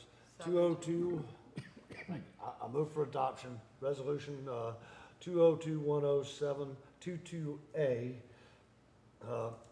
regarding the useful life obligation maintenance of the Town of Cape Charles Harbor at 11 Marina Road. Whereas the Town of Cape Charles is the owner, the fee, I can't say what is this? Simple of real property improvements thereon, know generally as the Town of Cape Charles Harbor Marina at 11 Marinas Road, Cape Charles, Virginia. And whereas the Town of Cape Charles, acting as a sub-recipient of the Virginia Department of Health, replaced existing fuel pumps, location at the dockmaster's office, installed Wi-Fi, security cameras, and lighting at the Town of Cape Charles Harbor Marina transit docks with funds from the Boating Infrastructure Grant Program. And whereas the Town of Cape Charles is obligated to allow transient recreational vessels to purchase fuel and utilize the Wi-Fi system in accordance to the Boating Infrastructure Grants 2 CFR 200 and 50 CFR 86. And whereas pursuant to the grant agreements between the Town of Cape Charles, the State of Virginia, the Department of Health, the agreement dated November 16, 2018, agreement number VDH-19-102-0040 dated February 11, 2020, agreement number VDH-19-102-0040 and dated February 9, 2021, agreement number VDH-21-102-0104, copies of which is being kept on file at the Office of Virginia Department of Health, 109 Governor Street, 5th floor, Richmond, Virginia, 23219. Now, therefore, be it resolved that the Town of Cape Charles desires to acknowledge the existence of the agreement and its obligation to abide by the terms and conditions thereof.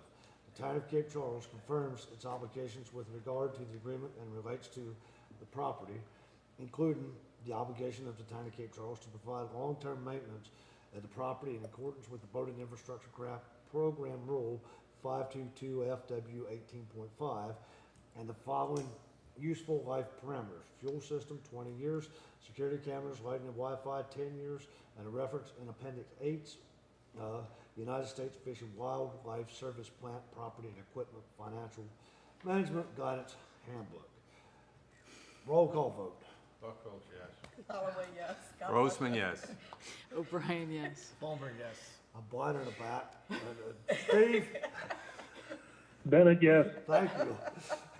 This is adopted by the Town of Cape Charles and July the 22nd. Cape Charles Post Office, item F. Cape Charles Post Office parking request for VDOT. I'll make a motion that we adopt resolution 2021-0722B. I'll second it. We have a motion, we have a second. Any discussion? I have a question. Oh, we got a question. It's an easy one. Because it's not clear. Are we saying only on the side of the street that is the post office? I don't think they can do it across. Well, it says in front of the building. Yeah, But there are two sides in front of the building, so I was just asking for clarity. I'm not arguing a point. It's the north side. that was my understanding. Okay.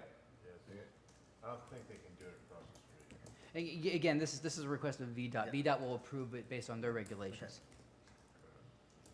We got a motion, we got a second. Any more discussion? Resolution 2021-0722B. In support of the request from Cape Charles Post Office for 15-minute parking restrictions on Randolph Avenue in front of the post office. Whereas the town received a request from the Cape Charles Post Office for a 15-minute parking restriction in front of the post office located at 299 Randolph Avenue. Whereas the requested cited issues with non-postal customers' vehicles parking in front of the building for extended periods of time, making its spaces unavailable for the postal customers. Whereas although this request falls under the purview of the Virginia Department of Transportation, or VDOT, the Cape Charles Post Office has requested the support of the town council to submit with their application. Now therefore, it is hereby resolved that town council, town of Cape Charles, expressed its support of the request of VDOT for 15-minute parking restrictions in front of the post office building located on 299 Randolph Avenue. Roll call. Buckles, yes. Holloway, yes. Grossman, yes. O'Brien, yes. Ballmer, yes. Bennett, yes. Adopted by Town Council, Cape Charles, on this day, 22nd day of July 2021. All right, item G. So, I'm gonna defer this is the, movement of the rail car, that sits on Strawberry Street Plaza. And I'm gonna defer the rest of this to Councilwoman Holloway. Ms. Holloway, will you please take it away?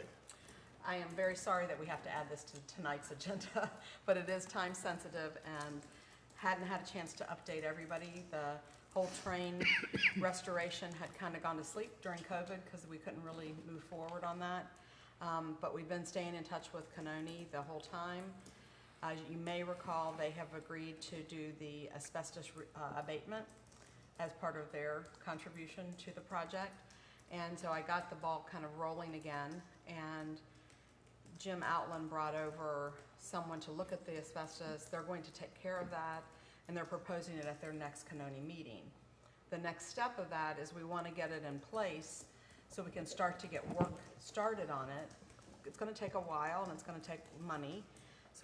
But if we can get it in place and secure it in a place, then we're better apt to do that. There are some movement of some other trains that are going to be happening, and we can piggyback on payment of getting the train moved. So time was of essence. And so the mayor and I had originally talked about and really desired for the train to be vertical on, if you're looking at the Strawberry Street view shed in the comprehensive plan. But realistically, with land ownership up in the air, who knows when that's going to happen. So the reality is we've got to find a better option to get moving on this. So I haven't brought this before the Cape Charles Main Street Board, so I apologize, just order of getting it on the agenda. So they still need to weigh in, but I wanted the council to weigh in. We have a choice to go either east or west. If you're at Strawberry Street Plaza and the train's sitting right in front of you right now, it would go either to the west or either to the east. And I have discussed it preliminarily.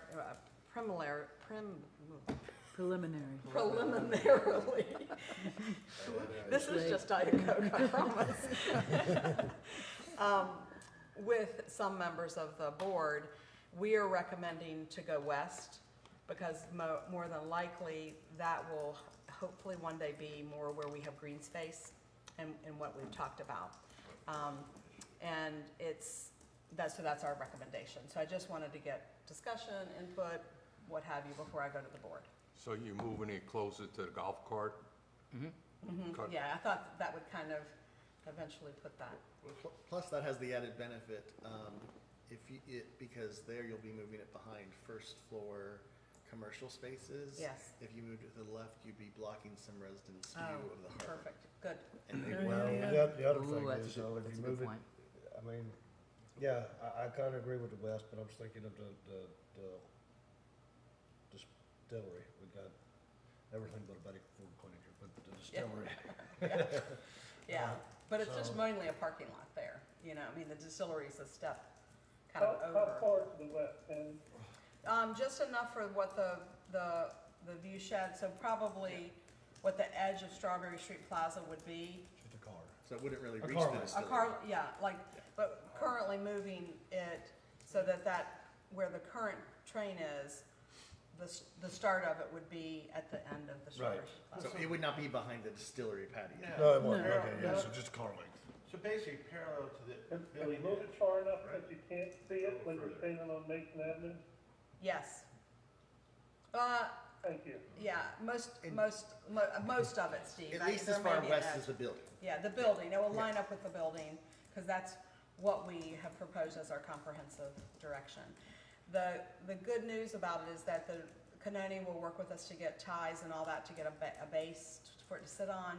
I think this will be a really good, one of the biggest concerns we have is movement of it, and tapping into other trains being moved is a good thing. Ideally, we want to get it in place. We still have that $15,000 grant to use to get started, and that will be used for windows and repairs so that there's not current damage kind of coming in. The asbestos is the first thing. The good news is that it wasn't as much as what they anticipated. So There will all was- those repairs happen right there Yeah. in that spot? Mm-hmm. Yeah, and the company's a professional, containment and all of that. And it's much less asbestos than they thought. It wasn't in the ceiling. So all the electrical and all that's still in place where we'd be able to do. So is that Canoni land? Oh, Or, sorry, or important we, part. yeah, Yeah, or we so- Important stuff. extend- I did have a note on that, good stuff. She's saving that for last. Yeah. So they agreed to put it as part of, extend our lease, not for more money, but to extend the parking lot, gravel parking lot lease that we currently have for this. Gotcha. And then when we get it in place, then we'll be able to put signage up and a donation site so people can start to follow and get a part of the story and all of that from a marketing perspective. So I just really want, is there any opposition for me recommending to the Main Street Board to go west? We're gonna take a Take a vote. vote? Yeah, we're Okay. gonna take a vote, So some, yeah. So I need a motion, for extending the lease westward at no cost for the cart, for the rail car. Can I get a motion for that? Can I guess, Second. do what? He was asking if Canoni was gonna pay to move it, and I said no, just the where it's gonna sit. Right. Right, so we got a motion, we got a second. Any more discussion? Steve? All in favor? Aye. Aye. Now, do we have to extend insurance if that's now part of our property? We already are required for insurance. If they're just, my understanding is they're going to change the boundaries of it, that our insurance. That's what I'm saying. We would have to notify insurance or? Yeah, we will. Yeah, okay, okay. Yeah, All we right. will. Town manager comments? None? I'm sorry, but I do have a couple of things, I'm sorry. I also laid on the table tonight is a copy of the Small Business Recovery Assistance Grant Program Design. When you approved this, you delegated the authority to change this to the program management team. However, that team is obligated to report back to you any changes. So we recently changed this, the committee voted to change this because the department created an additional eligibility, allowing us to now approve utilities as part of the expenses. So all the changes are highlighted in yellow. I'm not going to go through them. It's self-explanatory. I just am letting you know that this is a new document that the group approved. Also wanted to let you know very quickly that we have contacted a contractor to start the mosquito spraying. There's been a lot of discussion about that, and that will begin the first week of August. Also, as part of my report on regular meetings, and I've been deficient in not doing this until now, I need to brief you on status of hires. So we've had 2 new hires. The first one is Betsy Doherty, library assistant, who was hired on the 19th of July. We also hired today a seasonal worker, Tavon Owens, who's going to be working with the litter patrol. So on a monthly basis, I just need to let you know who I'm hiring and firing. So, the last thing. Sorry, gentlemen, I'm not hearing you. Who is the seasonal worker working for? Tavon Owens, it's for the litter patrol. Thank you. Last thing, I have another trip planned. It's time for my annual trip to go see my kids and grandkids. So I plan on going up to Alaska the last week of August, first week part of September. So I'll be here for the regular meeting of the 19th, but I plan on leaving on the 20th. Before it gets cold, huh? Yeah, too late. That's all I have, Mr. Mayor. Right. I think I'll go first tonight.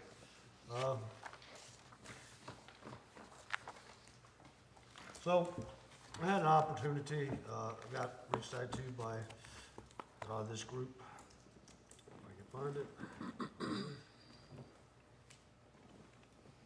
By this group, the Coastal Virginia Chamber of Commerce. They're doing a Salute to COVID Heroes Award reception, and they wanted me to nominate someone or some group to receive this award.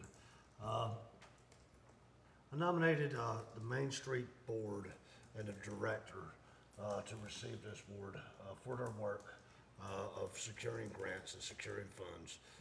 Their constant phone calls, constant talking to state representatives constantly on the phone with the local businesses and even citizens and stuff around the area. So I think they were well represented or well deserved of this award. So thank Main Street's board and thank the director. The award ceremony is September the 9th. And where's it at? It's in Virginia Beach somewhere. But anyway, thank you all very much. The other thing, there was a lot of, and I know there's so many empty chairs right now. But, I think the citizens, they're like, we didn't hear them. We heard them. Even though my view may be different than theirs on certain things, I still heard. And the 30 days deferred was council's decision, the majority of council's decision to do. And they did it for listening to the constituents that put us in these chairs. Even though I don't know if the outcome's gonna be any different 30 days from now, but I would like to see more citizen involvement in stuff and everything, especially when it comes time, as Mr. Hosey put in his letter, when it comes time to doing a comp plan and these strategic sessions and stuff, it's your time. And then the time changes. It changes every year. And I've been around here since 1987. So it's a long time. I've seen a lot of changes in Cape Charles since 1987. Maybe we could finally get some more people input. So- I can tell you over the years, we haven't got any. So with that being said, I do want to say it's hard not looking at anybody. So thank you. Thank everybody for actually their comments and stuff. And they were heard.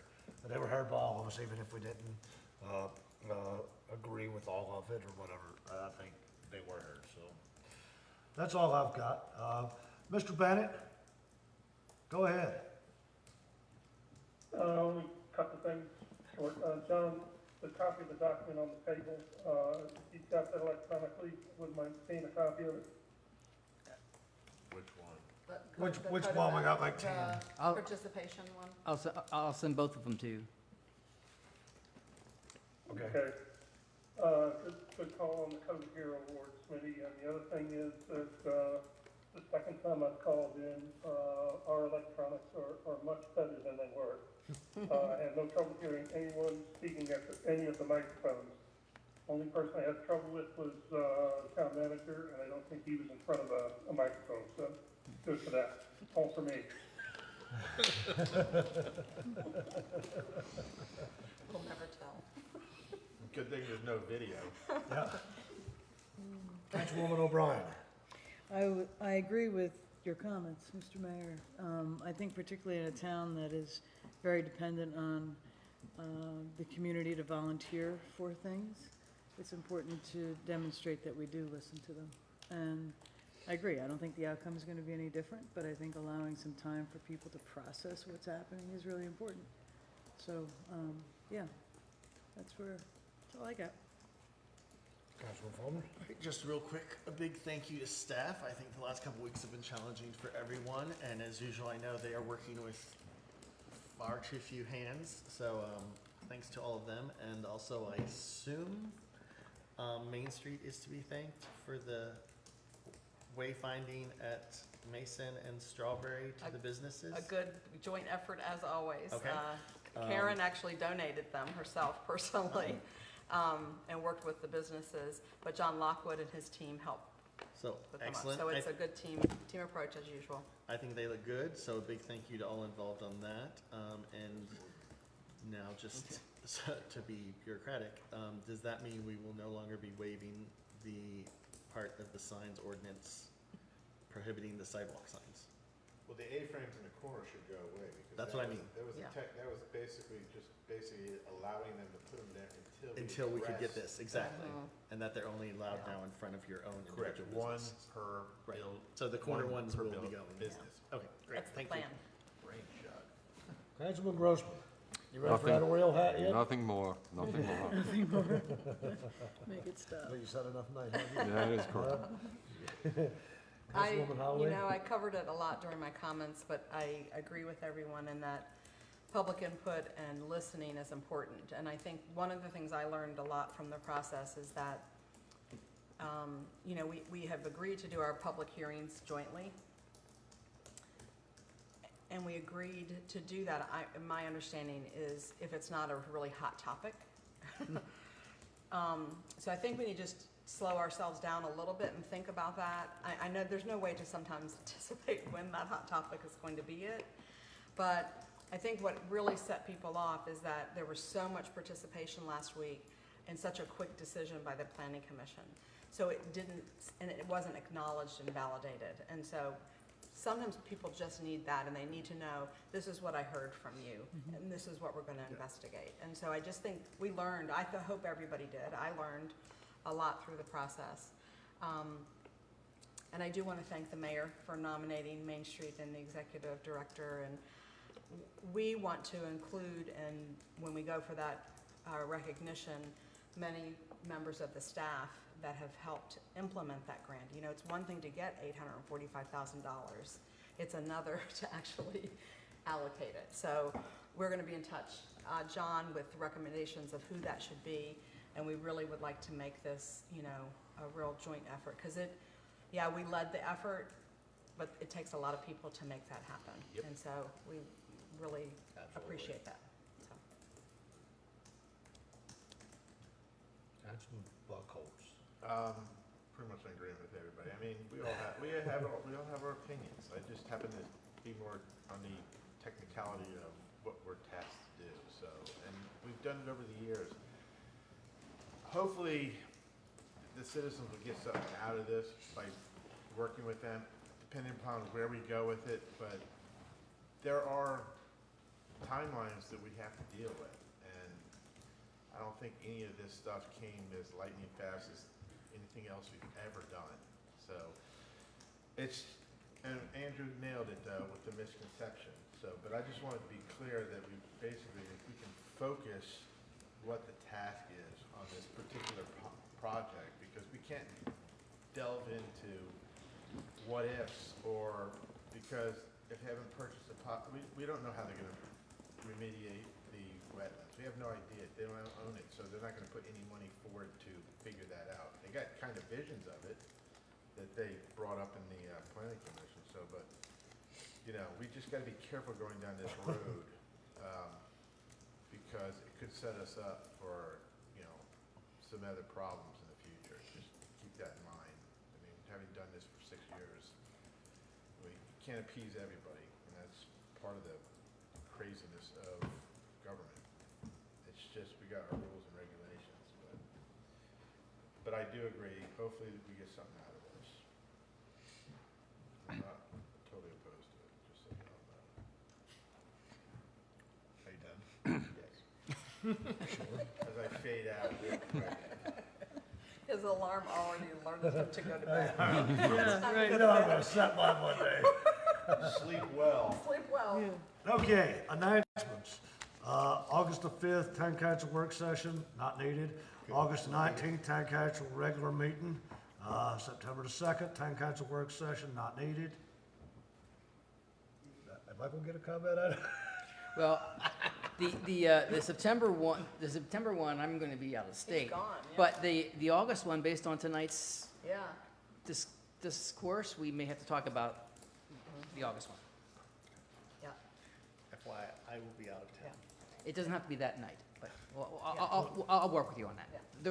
You asked for a meeting. There will be one. I just can't say exactly when. Yeah. September the 6th, town office is closed in observance of Labor Day. Now I'm gonna be tickled. I can't help it. I don't even know why I'm tickled. September the 16th, council regular meeting. Can I get a motion to go into closed session? So moved.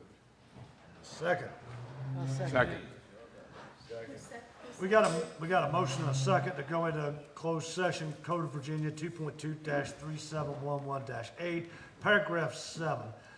Consultation with legal counsel pertaining to actual litigation, where such consultation or briefing in an open meeting would adversely affect the litigating posture of the public body, specifically Dave Faulber versus the Town of Cape Charles. All in favor?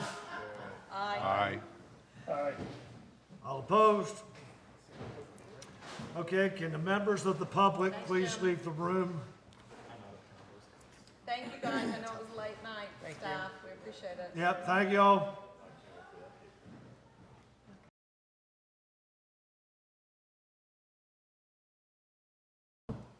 Okay, so we've checked, made sure there was no members of the public left outside to invite back into the room. So can I get a motion to go into open session? So moved. Second. All in favor? Aye. Opposed? Can I get a motion to certify? Certification to the best of each member's knowledge. One, only public business matters lawfully exempted from open meeting requirements under this chapter. And two, only as such public business matters were identified in the motion by which the closed meeting were conveyed, were heard, discussed, or considered in the meeting by the public body. Roll call vote. Mr. Bullcombs. Buckholz, yes. Holloway, yes? Grossman, yes. O'Brien, yes. Fulmer, yes.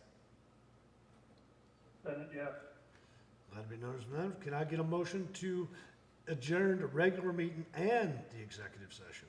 God, yes. Second. I mean, so moved. Second. All in favor? Aye. Opposed? Thank you all very much.